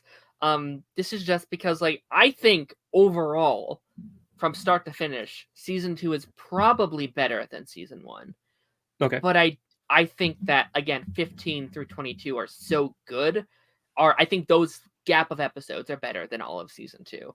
I think season 2 does a lot of really cool stuff. I think season 2 is still fully trying to find the show it is. It's doing a lot of things up. It's almost this, like, not soft reboot, but it definitely is slowly turning into a different show that season 1 was. yeah. We're bringing in Bobby and Hunter. That's very cool. We're doing stuff with Daisy. We're turning Daisy into the character that she is. I do think there are some kind of slow elements towards the beginning of the season again. And again, it's been a while since I've seen the season, so I'm trying to think, wait, Slash this season? But no, Lash is next season, Lash is right? next season, yeah. He's early Lash season is 3. next season, yeah. And yeah, I know, I like season 2 a lot. I don't even have that much to say about it, because again, it's been a minute, but I just think it's a lesser good version of season 1 for me, where I enjoy it less than season 1, if that makes sense. I bet like once you start talking about it, I'll be like, oh yeah, that's how I feel about it. No, that's I get all that. Season 2 for me it's been forever in my third spot. I absolutely love season 2. I think that the first 10 episodes of it still feel like a continuation of season 1, where we're dealing with the alien writing that was being brought up at the end of season 1, and then you've got kind of them digging into Sky's origin more, and then it's at the end of episode 10 where finally you're like, oh, this is Daisy Johnson, she's an Inhuman, we're going forward now with this storyline. Like, I would say that episode 10 of season 2 is the last episode of the first era of Agents of S.H.I.E.L.D., where it's like, it's season 1, and then it's the first 10 episodes of season 2, and now you're fully into what the next era is, which the next era is like the Inhuman stuff, and then that goes on till season 4, and then season 4, 5, you've got like the next era, and then season 6 and 7 is like the final era. That's just how I kind of consider the show. But I absolutely love season 2. Like, I think it feels like instantly in the first episode, the show feels more polished. It feels like it's being filmed a little bit more cinematically. It feels like it's asking you to take more notice. It feels like it's asking you to pay more attention. Like, I feel like it's a darker show, but I feel like instantly it's like, we deserve your attention more than we did last season. Like, you need to actually pay attention to the show now. It's like season 1, the final few episodes of season 1 are fantastic, but I feel for a lot of season 1, it's like, this is a show you can kind of watch in the background, you can have on there while you're doing other stuff. Then season 2 starts, and it's like, no, we're now a show that you need to actually pay attention to watch. Like, you need to give us like your time. And I really respect that it shows a confidence to it that isn't really present in season 1, that like immediately in the premiere of season 2, the show knows what it is now going forward. It's the cast is so much bigger. Like, look at the difference between the cast in season 1 and then the cast in season 2. Not only is it much darker, like it's in a much more, and like here you've got kind of like the MCU setting. You've got these big doors in the background with the S.H.I.E.L.D. logo. Like, the S.H.I.E.L.D. logo is there. It's bright. You've got the characters standing triumphantly in front of it. They're heroes. Everything looks really optimistic. Like, it's got like this sunset or sunrise. It kind of shows off some optimism. Season 2 is in like this dark bunker that's all like dirty and disgusting. Everybody's dressed in like serious black clothing. The cast is much bigger. Everyone looks so serious and angry and sad as well. Like, you can just immediately tell the show it's different now. Like, this is not the show you watched last season. We're a much darker show, and we're taking ourselves more seriously. And I really respect that about it. I also respect that the show brings in a bunch of new characters straight away, like Mac, Hunter, Bobby, and it doesn't beat around the bush with them. I forgot Mac came in the season. It makes you like them straight away. Like, and Trip is now part of the main cast as well, but like, it brings in Mac, Hunter, and Bobby, and it just straight away makes you like these characters, and it feels like they've always been there. Like, the dynamic Hunter has with like May or whatever, where they're both kind of, they don't like each other, but they're begrudgingly working together. Mac's relationship with Fitz is amazing. Fitz in general, his storyline with the head trauma is so good. It's so he's got the brain. I was just about to say that. I respect that so much, because I think in any other show, if like in like a CW show, the trauma would have been almost gone off screen. Like probably would have been towards the end. There isn't, or like even like there would have been like a piece of like technology that they build that can help his trauma, whatever. But no, we literally, and there isn't a cure. Like, we literally just episode by episode see him getting a little bit better. Exactly. Until it's like not gone. But like I would even argue in like season 7, there's still a little bit of that there. Yeah. Like still, he was still affected by that thing, but Yeah. we just slowly see him overcome that, and that is beautiful. That is absolutely gorgeous. I love what they did. And Gemma, this season, what was it? This season or season 3, where she goes through the what's that, season 3 when she's on the where she goes to the planet. Yes. Yeah, was that that's season 3. So that's season 2 okay. is when she's undercover with Hydra. Okay. Oh yeah, that was a really good way to start the season as well. Okay. Yeah. I completely agree about all that with Fitz.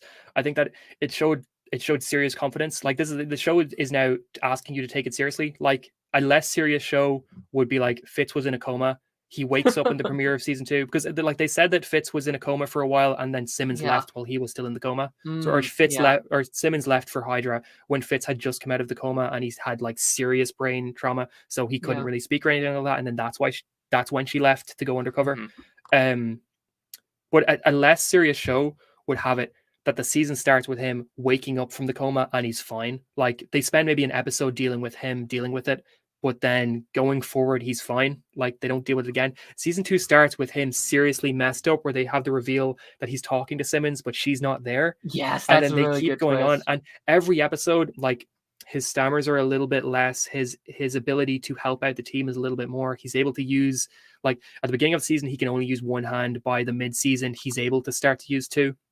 Whereas like there's the mid-season where Coulson is like, you need to be able to do this in under 6 minutes. Like it needs to be done. And then Fitz like, I've got it down to 7 minutes, 30 seconds. Coulson's like, that's not good enough. And he's like, oh, that's with one hand. With both, I can do it fine. And it's like, they're showing this growth for the character. And then as well, like you said, it's still there in the later seasons. Like they say that in season 5, when he has the split, when the doctor comes out, like I remember when they're investigating that later on, they're like, this started with the brain trauma.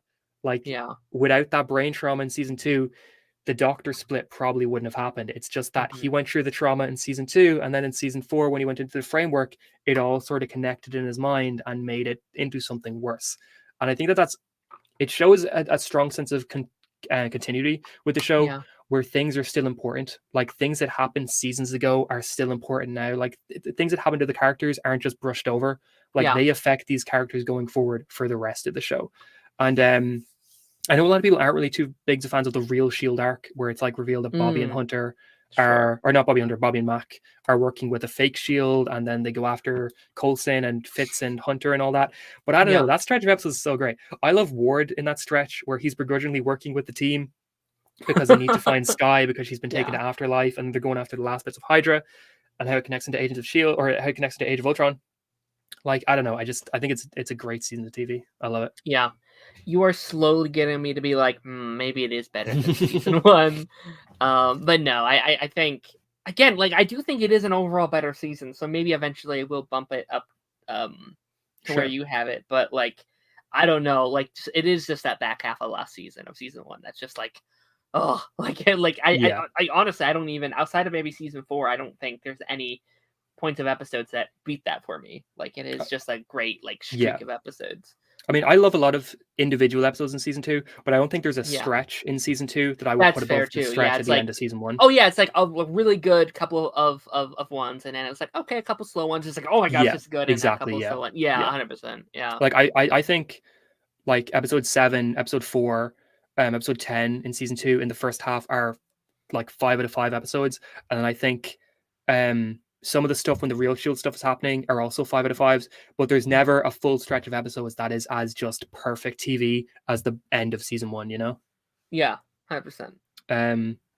But yeah, so I have it in 3rd place and you have it in 5th place, right? Yes. Okay. Yes. So do you have anything else to say about season 2? Yeah, no, I mean, I don't think so. I mean, outside of like, I know we kind of touched on the Daisy stuff and her becoming Quake, or Let Journey to begin, or her coming Quake, that like episode where she busts out of the thing and he dies. Trip dying, and that is so emotional. Trip was my favorite at this point. I loved Trip time in the show. Yeah, Trip was great. And that, I honestly, like, that breaking, like her like breaking out of the thing is probably, I would argue, one of the most iconic scenes of the show. Like, I completely agree. I think that's important. I think that episode is maybe the most important of the show, where it's like it's that point that you're changing direction, that you're officially diving into Inhumans. 100%. Yeah. Where it was at that point it became more of a superhero show than exactly because I think that was the first proper. This isn't this like it's not this mystery show anymore. We're kind of going full sci-fi fantasy now. Yes, like 100%. We're going a lot more what the MCU is considered at this point. Maybe that's why a lot of people didn't like season 1 is because it didn't feel like the traditional superhero MCU stuff. But season 2, like from episode 10, starts to go into that for sure. And sorry. No, you got it. No, I mean, I have this like memory as a child, way years and years before I would ever. This is when the show first came out. Yeah. But like my grandma knew I liked some superhero stuff, and she saw the ads on TV, and she was trying to tell me about the show, and she's like, it's like a superhero show, but they're not superheroes. They're just people, and it was like, and I literally remember being like, why would there be a superhero show without superheroes? That's the dumbest thing I've ever heard. And years later, I found out, she was talking about S.H.I.E.L.D. Okay, it makes sense now. That's so funny. But I mean, like in general, yeah, that's what you feel like, because this show came out 4 months after Avengers came out, and you're like, we just watched, for the first time ever, we just watched 4 or 5 superhero films, or 3 superhero films. Well, it was 4 superhero films connecting to the Avengers. We just watched all of these heroes set up over 4 or 5 years combined in this one superhero film, and now there's a TV show coming out set in the same universe, but it's just about secret agents. Why would I care? 100%. But yeah, I get that. It's better than the superhero stuff. I mean, in my opinion, anyway. But yeah, no, 100%. Like, I agree with all that. So anything else you want to say, or will we move on to the next one? Yeah, no, I'm good with season 2. Okay. All right. Next up, and this is one that I think gets a lot of people a bit conflicted. Season 5. So how do you feel about season 5? This is an interesting one that always kind of like, because it really is either one of people's favorite seasons or like one of people's least favorite seasons. Yeah, I hear that a lot. It really is split. I think this is still some of the best the show ever gets. It's at my number 2. I think it is a slight, and I think this used to be my favorite season. It used to be at my number 1 at one point in time. But no, this is such an interesting season, and it is a very big shift from like season 4. As crazy it is, I do think it is slightly more grounded, which is weird to say with the season where they're trapped in like a headspace and then there's an evil demon creature, but this is definitely like a evolution of the show. We start off the first half with them not only in space but in the future, which is such a massive jump. And I think that first half, in my opinion, a lot of people still don't like the first half because it is such a shift, but I think that first half is on par with the stuff in season 4. I think the Ghost Rider arc, the LMD arc, the futuristic space arc are the peak. That's where it peaks for me. Now I do understand the hate that the back half gets. There is stuff that I'm not a fan of. I think this is Fitz' weakest season in the sense of what they did with Daisy. It is good. It's really, really good. That twist of him being the doctor still, and he's not. He thought we thought there was another one there, but it was him the whole time. That twist is phenomenal. Yeah. But there is a bit of he didn't really condemn what he did. There really isn't a moment where we get to see him being Daisy, I'm sorry, what I did to you, that was so messed up. And I do think that is him at his weakest. But almost everything else in the season is absolutely phenomenal. I know Deke has some moments where I'm I don't know how I'm feeling, especially in the back half where I'm I'm not feeling he's really good in the first half. The back half, I don't know. But its highs are so unbelievably high. The overall mystery of the world is gone, it's destroyed, and wait, it's Daisy? How is it Daisy? It's no way it's Daisy. Should we take out Daisy? The back half of Coulson is dying because of the events of last season with Ghost Rider is absolutely insane. The final episode of the season is again one of the greatest episodes of television I've ever seen. It's a perfect ending. The fact that they committed to killing Coulson, it wasn't we saved him last minute or whatever. He's dead in the MCU. Absolutely. If not, I was in the MCU. He's dead. Coulson's dead again, and that is just amazing. I don't mean to hog up the time. Do you have no? What's your kind of thoughts on 5? So honestly, for season 5, I'm exactly right there with you for a lot of it. But then there's other things that I'm the opposite of. Yeah, that's fair. Really quickly before I talk about it, I'm just gonna go through these comments I didn't go through yet. All the MCU TV shows are canon to me, but like you said, they're not too big, so that's what I'm gonna go with. Yeah. I think yeah, if you want them to be canon, they're canon. Like, don't let anybody tell you they're not. Like, some people 100%. get really annoyed when they're not Just canon. enjoy it, like man. when you say they're canon. But I feel like, if you want them to be canon, there's honestly nothing in the main MCU that's going against that. I think Daredevil might be getting slippery if they start like saying things when he comes in and Born Again that just completely contradict the Netflix shows. But then you would just say it's like a retcon as well. Like, yeah, you could do that. Like, you could do that. Yeah, it's like, oh, things are a little bit different, but like it's still relatively the same thing. No, absolutely. Do you think the MCU type shows could have had an Endgame type crossover? Honestly, maybe I think at some point, maybe not that big, but I think at some point they were. I think at some point they were planning a lot of little crossovers. Like they did the Runaways Cloak and Dagger crossover. Yeah. I think Inhumans was originally definitely meant to connect to Agents of S.H.I.E.L.D. eventually, because in Inhumans, like in one of the first episodes, they talk about how the fish oil pills had leaked into the ocean, which was from Agents of S.H.I.E.L.D. season 2. Yeah. So I think at some point they were for sure intending on the Inhumans being connected to Agents of S.H.I.E.L.D. Agent Carter and Agents of S.H.I.E.L.D. had tons of little crossovers. Yeah. Like the Dark Force stuff was pretty heavy in both shows. And then the Netflix stuff obviously had the Defenders crossover. And like on top of that, you do have a lot of little things. Like Sky mentions Micro in season 2 of Agents of S.H.I.E.L.D., Micro being one of the main characters in Punisher. You've got the Devils of Hell's Kitchen, or the Dogs of Hell's Kitchen. I forget. The motorbike gang from Daredevil season 2 are mentioned in season 3 of Agents of S.H.I.E.L.D. as well. They're from Daredevil season 2. Yeah. Like, I think that you've got a lot of little crossovers, but I think in terms of like a crossover between all of them, I don't know if that ever would have happened. Like, even if these shows had been given the love and attention they deserved, I think it maybe would never have gotten to that point. Would love to see it though. Yeah, I mean, I definitely think like the groundwork was definitely there, especially if you wanted to do it. Like, it wouldn't happen now, but if you wanted to do it now, like you have the like Defender stuff and they all crossed over, so that's done. The Agents of S.H.I.E.L.D. stuff with Agent Carter is there. And can we talk about like Sosa being there is insane. Not only him being there, but like a character from Agents of S.H.I.E.L.D. and a character from Agent Carter ended up together. Like, that's a high bar. That's it's crazy. Insane. It's insane. Like, a character from Agent Carter ended up going to investigate space on like the new version of S.H.I.E.L.D. Like with a superhero. And it works. Like, it's crazy. It worked amazingly. Yeah. Like, I mean, but I've been pitching for years, like Matt Murdock and Daisy, like, like obviously they grew up in the same kind of place. If you want to, connect that, they could have been really cool together. I always imagined that like they joined the Avengers with the main crew or whatever. I don't know. Yeah. It's whatever. But it definitely would have been cool if like you could do like a like Defender show and you have everybody from the TV. You got your Cloak and Dagger. You have your Runaways. You have Agents of S.H.I.E.L.D. characters. Like, it's everyone. Everyone's here. Yeah.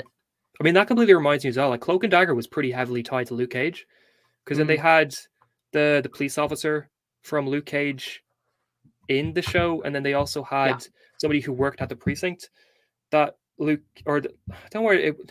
who worked at the precinct that Luke Cage was involved in is a main character in Cloak and Dagger. I forget her name. And then they also had a newspaper at one point that had Luke Cage on the cover of it.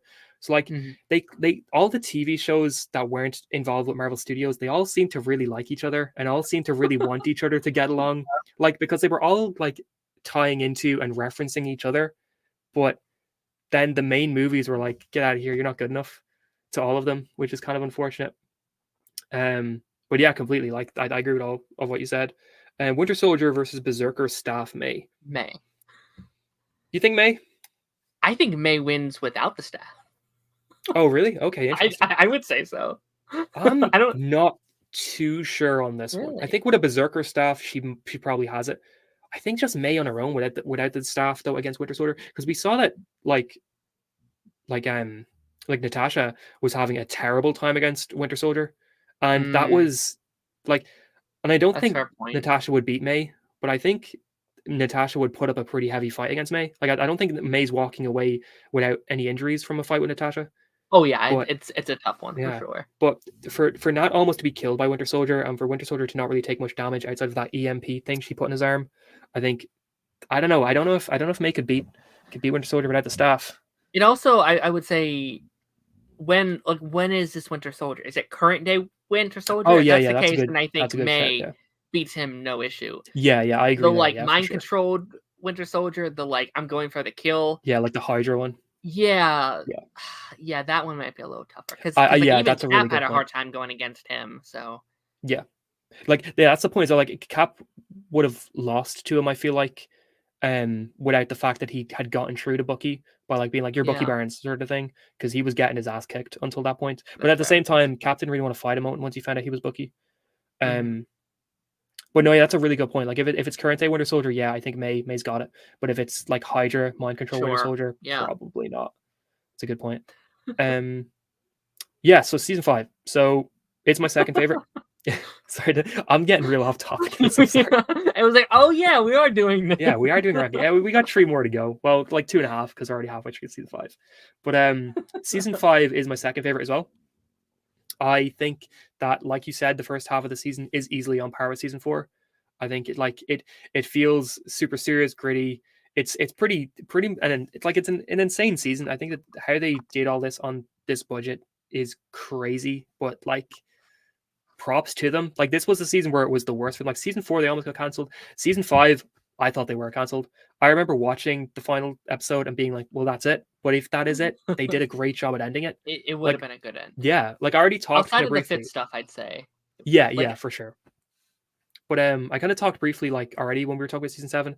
I think season 5 was almost a perfect ending to the show. Yeah, I think that's so good. Like considering the budget, considering the limitations, they seem to think themselves it was over, because like why else would they have gone to such an effort to bring back like Creel, the Gravitonium, bring back the Hydra stuff, bring back Talbot, bring back everything like this just for it to continue on. Like I think they for sure thought the show was over after this season, and so they went all out, which was like I respect that so much. I think that was it was such a good season for that. Like they did a great job with it all.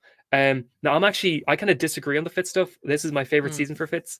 I think that I don't know, like I think how to describe it. I think the rootlessness of Fitz coming out this season is fantastic, and I do love that. Like you see him go through so much in the scene, and he doesn't say sorry to Daisy about anything, but he dies before he can.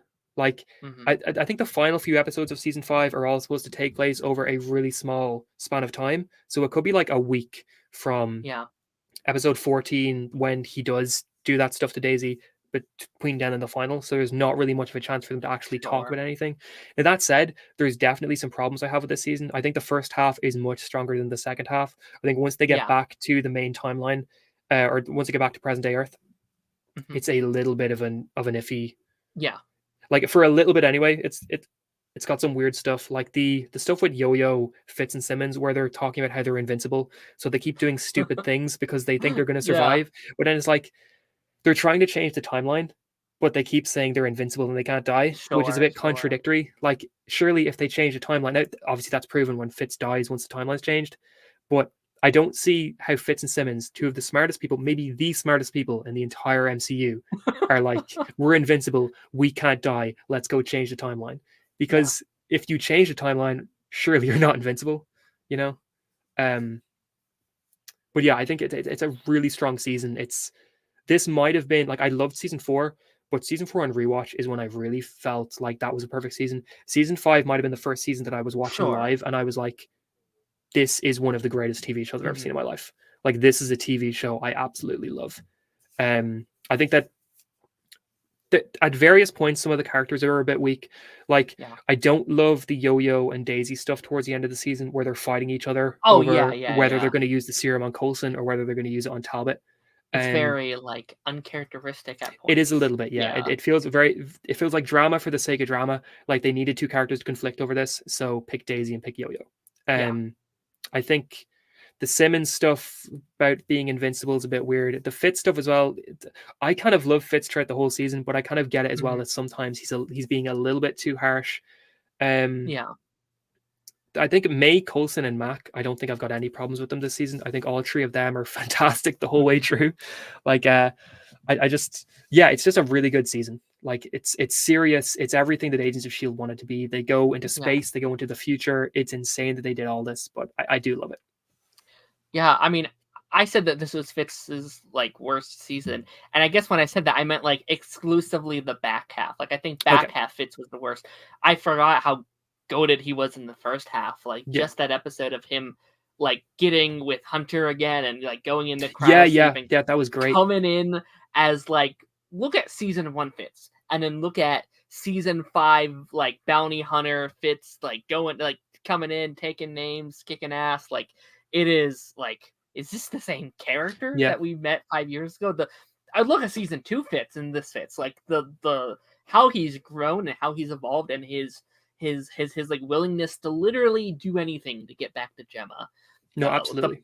The perfect love story. I know we haven't talked too much about them, but they are the perfect love story. I love Fitz and Simmons so much. One thing I love about Fitz and Simmons is that like they never really hung around with the will they won't they for too long.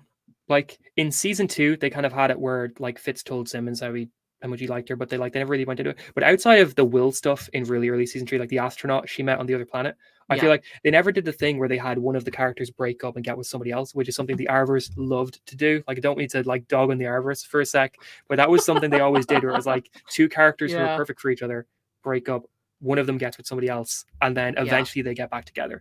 Like I think that's they did a great job with Fitz and Simmons where they never did that. They would break them up very briefly, but they would get back together and it would be fine then, and then they would be together for the rest of the show. You know, it's weird looking back at the first season where like there's moments where Fitz is like kind of flirting with Daisy, and it's like, no, what are you doing? Stop flirting with Daisy. It's like, stop that. Weird. It's not how it's not supposed to go. Yeah. No, I genuinely. Let's go read some comments here. So Man Thing reference in Agents of Shield. Yeah. Garrett makes a few references to him in season 1. I think Coulson makes a reference to him in season 1 as well. Brainwash. Yeah, Brainwash Winter Soldier versus Berserker Staff May. I think Berserker Staff May, yeah, she's got it. I think if it's non-Staff May, I think May's not getting through that. Because the MCU TV characters would prep Thanos never. I would say no. I would say you kind of needed the Avengers for that. Is it like the Avengers plus the MCU like TV characters, or is it like just he says Thanos and Army, so I would take that to mean like Endgame Thanos and Army. Yeah, because Thanos wasn't really there with the army in Wakanda. He showed up later on after they'd already kind of fought. Yeah, but I'm saying, like, is it like, are the Avengers there as well, and they're just there to help them? Okay. Or is it exclusively like? Depends what you mean by TV character as well. Like, are we counting the villains? Like, oh yeah, Talbot? That's actually a good point. That's a good. Oh man, yeah, Talbot Gravitonium, yeah. I've always thought in that moment, like, if Talbot just went down to fight Thanos, I think he could have beat him. Yeah, you know what? That's a good point. That's a good point. You've got Talbot in there. I think it's over for Thanos. Throw in Kingpin, bring in Ada. Like if it's just every that'd be crazy. Yeah, like Lash, all of the Inhumans from Afterlife. That'd be crazy. Like Nathaniel if it's Malick. Just like the main good characters, then probably not. Although Daisy, I think, could do some damage. Like Daisy, could Kilgrave? Yeah. Could Kilgrave tell Thanos to like walk into traffic or something like that? Like, would that work on him? Gauntlet. Yeah, like hand over the gauntlet. Like would that work? That'd be funny. Yeah. Are Fitz and Simmons smarter than Endgame Tony? I would say yes. What do you think? Maybe. Because I think because Fitz did the whole quantum realm stuff himself. Yeah. Like, we've never seen Tony do anything like that without the help of. Oh, I mean, yeah. I mean, they have time travel way before Tony. Yeah. Whereas like Tony, just to get into the quantum realm, needed Scott Lang's help. Yeah. So I feel like although Reed Richards is coming, I think Reed Richards should probably. Yeah, no, that's fair. Reed could be the smartest. Yeah. Okay, you got anything else to say on season 5, or will we move on? No, I'm good. Okay, great season, second favorite season. Yeah. Where did you put it again? I put it at second, same as you. Second. Okay. Yeah. Okay. All right. So next up we have interesting season 3. So how do you feel about season 3? I'm not a huge, and again, I like season 3. I don't dislike a season of the show. Yeah. I have it at number 6. Okay. I think it is overall better than what my number 7 is, which we'll probably talk about next. Season 3 has some really, really good stuff. There are really good episodes. It probably has one of my favorite episodes of the show, the episode that like Spies Goodbye, where they're saying goodbye to Bobby and Hunter, and they're all surrounded by them, and they're taking the drinks, and Mac's the last one to leave, and he's tearing up. I'm like, oh, this is one of my favorite scenes ever. Like, Lash is this season, the stuff with Gemma is this season. But I do overall think it is my least favorite. I think it's the season, probably even what my number 7 is, where I'm probably the least overall invested in a season. The overall story is my least favorite week to week. And on rewatch is probably the longest break I took when like rewatching the show. Again, really good episodes, really good stuff. The Hive look absolutely incredible. I think Ward is a lot of fun this season. Seeing the stuff with Coulson, I think Coulson's very interesting this season. What the like lengths he's willing to do. This is probably the darkest we ever see Coulson after the death of the girlfriend. I can't remember her name. Rosalind. And him like killing Ward. It's not Ward, but like in his head, it is almost Ward, right? He is killing Ward in that moment. Again, really good stuff. But again, it's the least I'm overall invested, I guess. No, I completely agree with all that. Honestly, like I'm very right there with you. And if this is your 6th, then I also have the same 7th as you. Yeah. So so 6th for me is season 3. I think like this is a season that is kind of the opposite of season 1 that I've felt a little bit less highly on every time I rewatch it. I mean, it's not a bad season. Like Agents of S.H.I.E.L.D. doesn't have any bad seasons. Like at the end of the day, any season of Agents of S.H.I.E.L.D. I'd rather watch than 90% of other superhero TV out there. With season 3, it has a lot of missteps. Getting rid of Bobby and Hunter in the hopes they would get a spin-off was kind of dumb to me. Like, because then you couldn't get Bobby back because Adrian Padalecki, or Palicki, not Padalecki, that's the Supernatural. But like she goes off to be in the Orville, so you kind of lose her for a bit. And then Hunter's actor, Nick Blood, goes off to do a lot of stuff as well. So it's like you get rid of them, you can't get them back because now they're on other projects. And then this pilot you wanted didn't go ahead either. And I don't even know if I would have liked to have seen the spin-off show, because I think it would have been a Flash and Arrow situation where you have some of the creative team from Agents of S.H.I.E.L.D.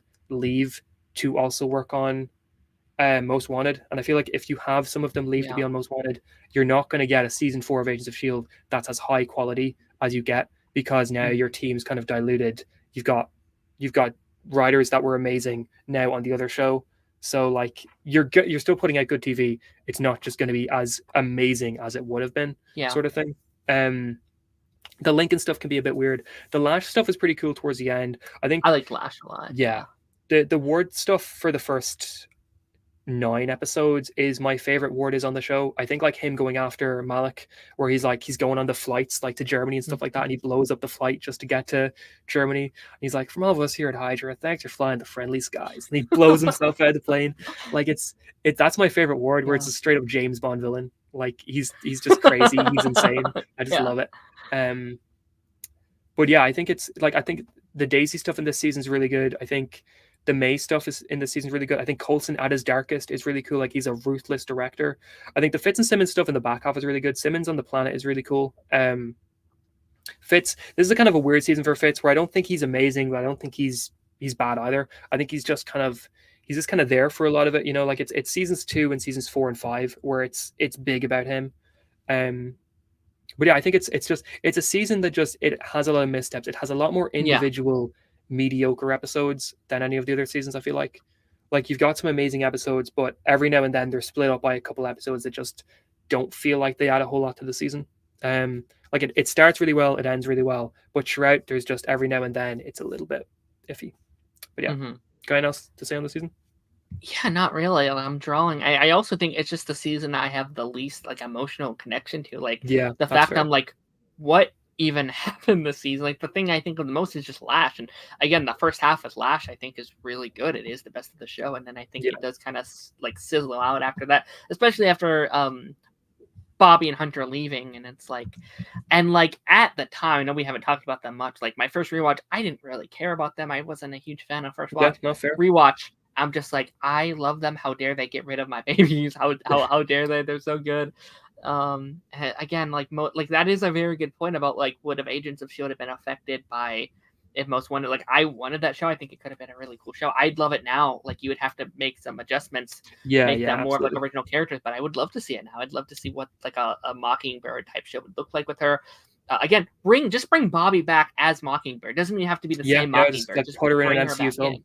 Yeah, yeah, no. Like do something crazy. I feel like she would work really well. She's one of those characters that, to be honest, most of the Agents of S.H.I.E.L.D. characters you can probably just drop in anything without a lot of context. But I feel like she's definitely one of them that would work really well.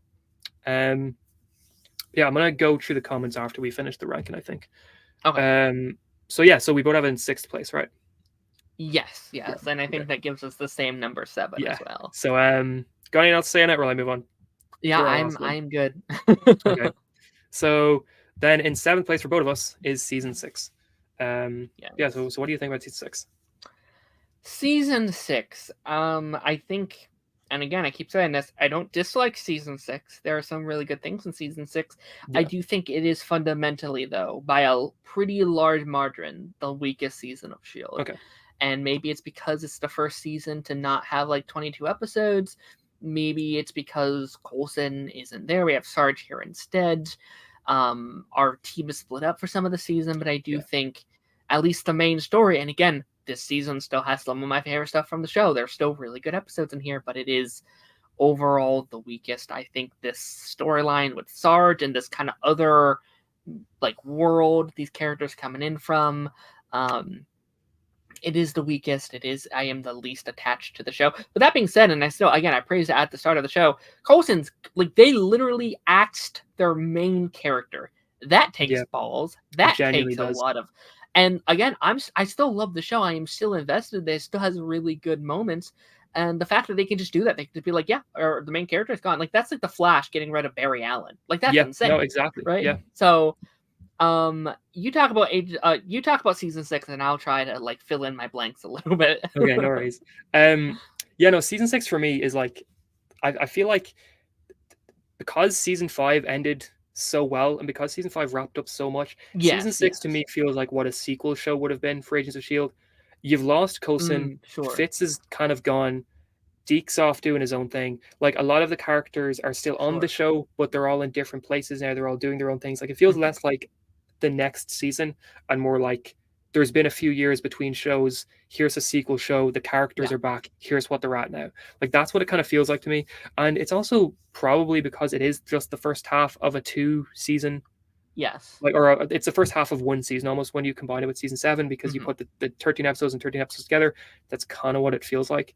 Yeah. And I like, there's nothing wrong with that. I think that it works in a sense, but I feel like it feels as if they're stretching their story a little bit longer in season 6. Like, I think they could wrap it up a little bit quicker. The Izel stuff is fine with all that, with the way that the birds go into what was it even about, where the birds are going into their the bat things, that's like causing all that chaos.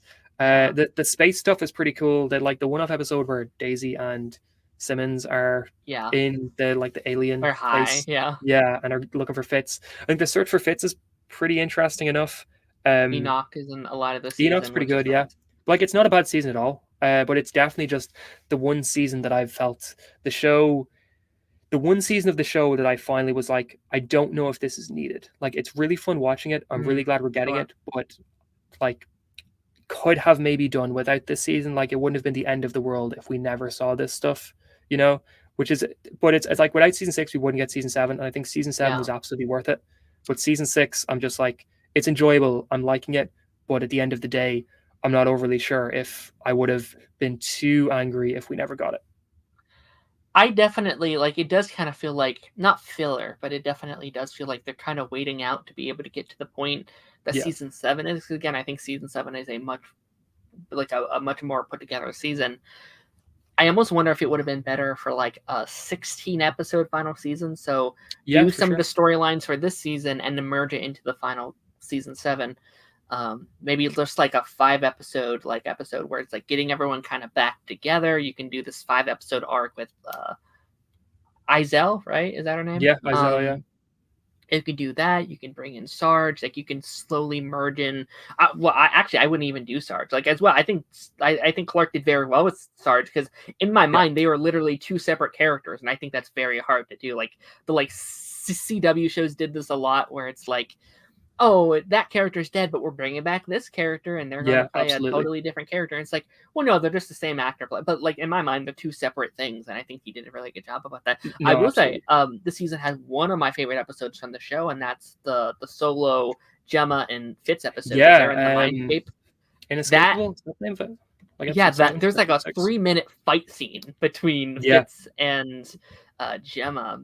And like that scene, like those two have been through so much, and they're trying to work out the trauma, and it's like they start just like kissing inside the rain. Yeah, I love that where they're yelling at each other and they're freaking out. And like they're able to deal with Fitz's trauma just because then they know that what happens to him if he's just left untapped.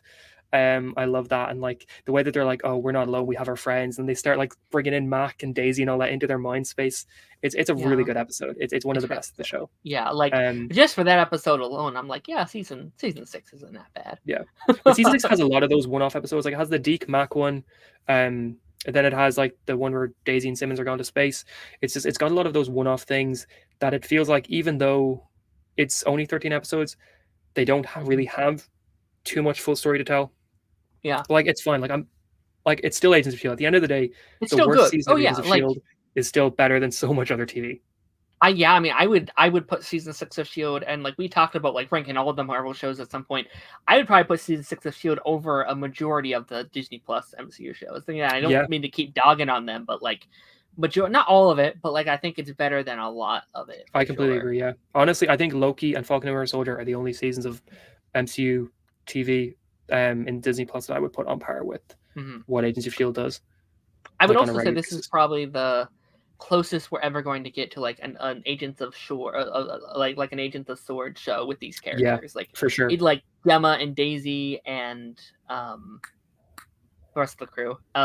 Just them kind like of Piper and Davis and that. Yeah. Like that crew is probably the closest we're going to get to. I mean, we could get like a Saber show. I think it's called Saber now. Like we could get that, but it wouldn't be with these casts, I don't think. Absolutely. I think if they ever do like a Saber show, it's going to be like Rambo, Fury, like a lot of those kind of stars, which they're interesting, and I'm sure like if we actually had time to delve into them, I would enjoy their characters. But like, I don't know, I just think you could get so much goodwill with the Marvel fan base, and you could do so just much. Bring back Daisy. Just bringing them back. Like if you just bring back even one or two of these characters and put them in, it'd be great. Yeah. But yeah, we would have it in last place then, season 6. Yeah. Do you have anything else to say on it? Yeah, no, I'm trying to think. No, I don't think so. I just think, and again, not bad. It's good. It's solid. It's just the weakest. And again, like S.H.I.E.L.D. has such a high bar that like when you do have a good season 3 and a good season 6, like it does look worse than everything else because season 1, season 2, season 5 and 4, like especially after coming off of season 4 and 5, which are some of the greatest TV I've ever seen, season 6 does feel like a massive drop off. It does a little bit, yeah. It feels like you peaked so hard with season 5 that I honestly don't think there's anything they could have done in season 6 that would have made it look on par in comparison. Like I think it's just it does feel like a rebuilding season after season 5 had put everything away so nicely. Like season 5 spent so much time putting kind of not endings on some characters, but putting them in places where you could say that their stories are over, and then also taking a lot of the plot threads that had been built up over the years and ending them, that it left season 6 in a tough place where instead of bringing in old things, they had to just start new things, which I think that's why it's a season that doesn't work as well either, is because it's a lot of brand new things that have not been in any way foreshadowed or talked about or teased in the prior seasons of the show. Like season 6 and season 7 almost do feel like a different show because seasons 1 to 5 connect to each other so much, where so much stuff happens that connects back, and then season 6 and 7 kind of are doing their own thing for a lot of it. I also want to mention I really like Mac this season. I like Mac is really good as a director. Yeah. He like, as much as Coulson is amazing, I do almost like Mac as like the main leader, and like Coulson as like almost your co-lead. Yeah. I think it works very well. I think he's really good. Okay, let me see if this came up.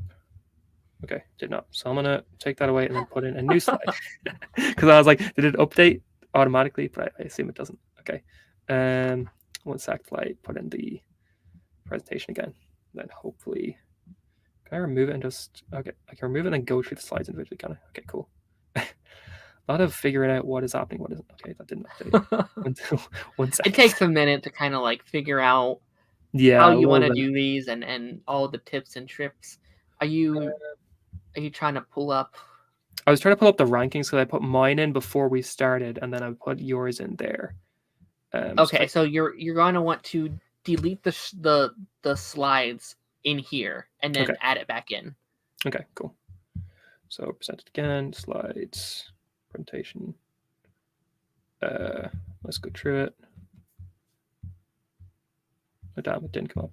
All right. Sec. Let me try one more time. If it doesn't work, then I'll add it in and like. When I can read a comment while you're doing that. Go for it. Yeah, that works. Okay. Fear Street says, okay, free for all.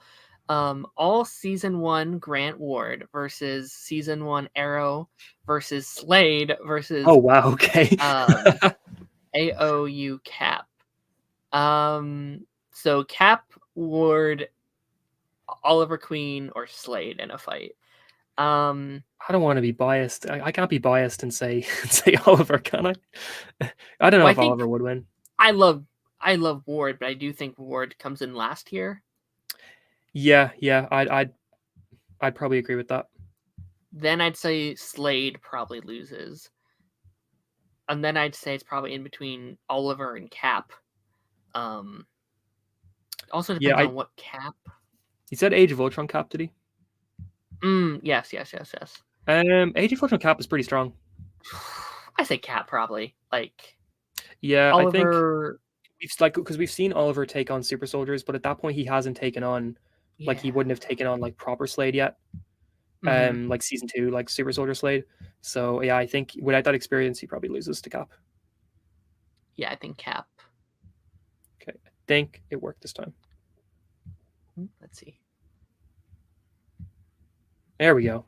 All right, so that's a rank. Actually, very similar. I'm not gonna lie.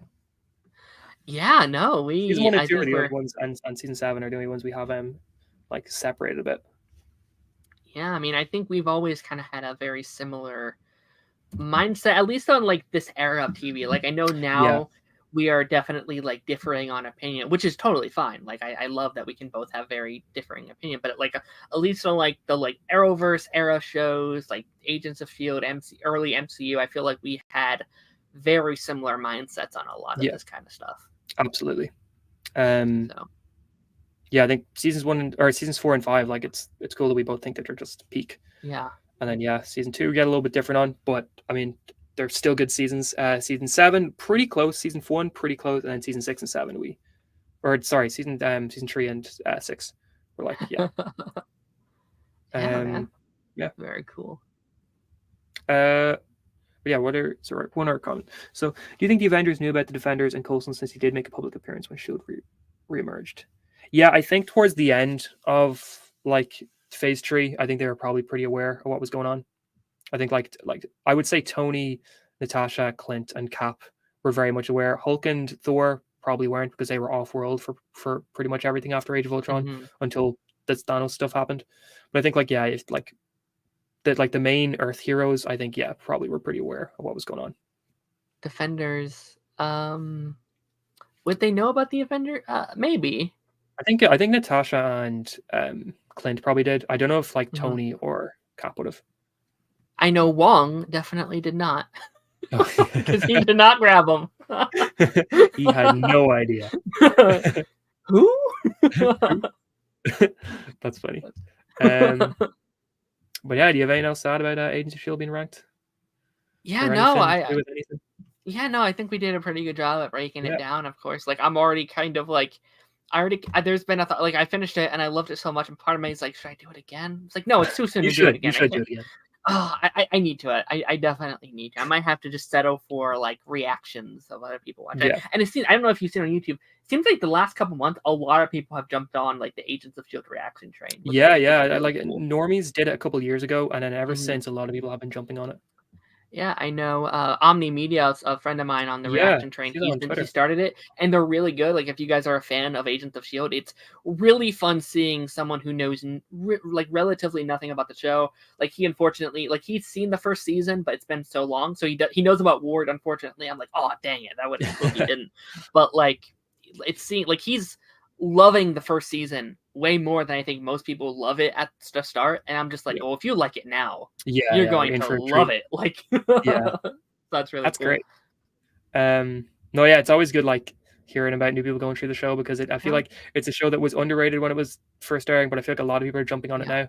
Like, I think that the fact it almost got cancelled every year for 5 years straight kind of shows that it wasn't really appreciated when it was first coming out, but now I'm very happy it somehow got away from the crazy Marvel slaughtering of cancellations. Yeah, I'm so happy it ended when it did. Like, again, I would have loved to have gone more, and I would have loved, like, again, they're like remarketing what Marvel is, and like what their TV thing is, and I was like, well, if you want a show to like lead the pack with like Daredevil, you could give us like a sword show or something. No, exactly. Yeah.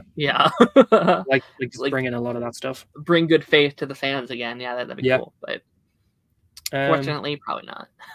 We'll see. But yeah, I think maybe we'll wrap it there. That was 2 hours. 2 hours. 2 hours. What a fun stream. That was really fun. I had a lot of fun with that. Thanks for coming on. Of course, man. Anytime. Yeah, no, you're one of my favorite people to talk to. Like, likewise. Again, I've been working with so many people as of recent, and again, it's not like a competition, but you are like probably one of the people that I enjoy talking to. Them. Appreciate it. So thank you. Exact same. Right back at you. I mean, you're one of the only people I do talk to on here, but like, it's fun every single time. But yeah, I'll definitely want to do this again. I think it went pretty well. I think I kind of trial and error, learned a lot of how this thing works and all that. It was fun. Thank you, anyone who watched, and thanks for coming on, Daren. And of course, I'm gonna remove that. Yeah. Bye. Bye.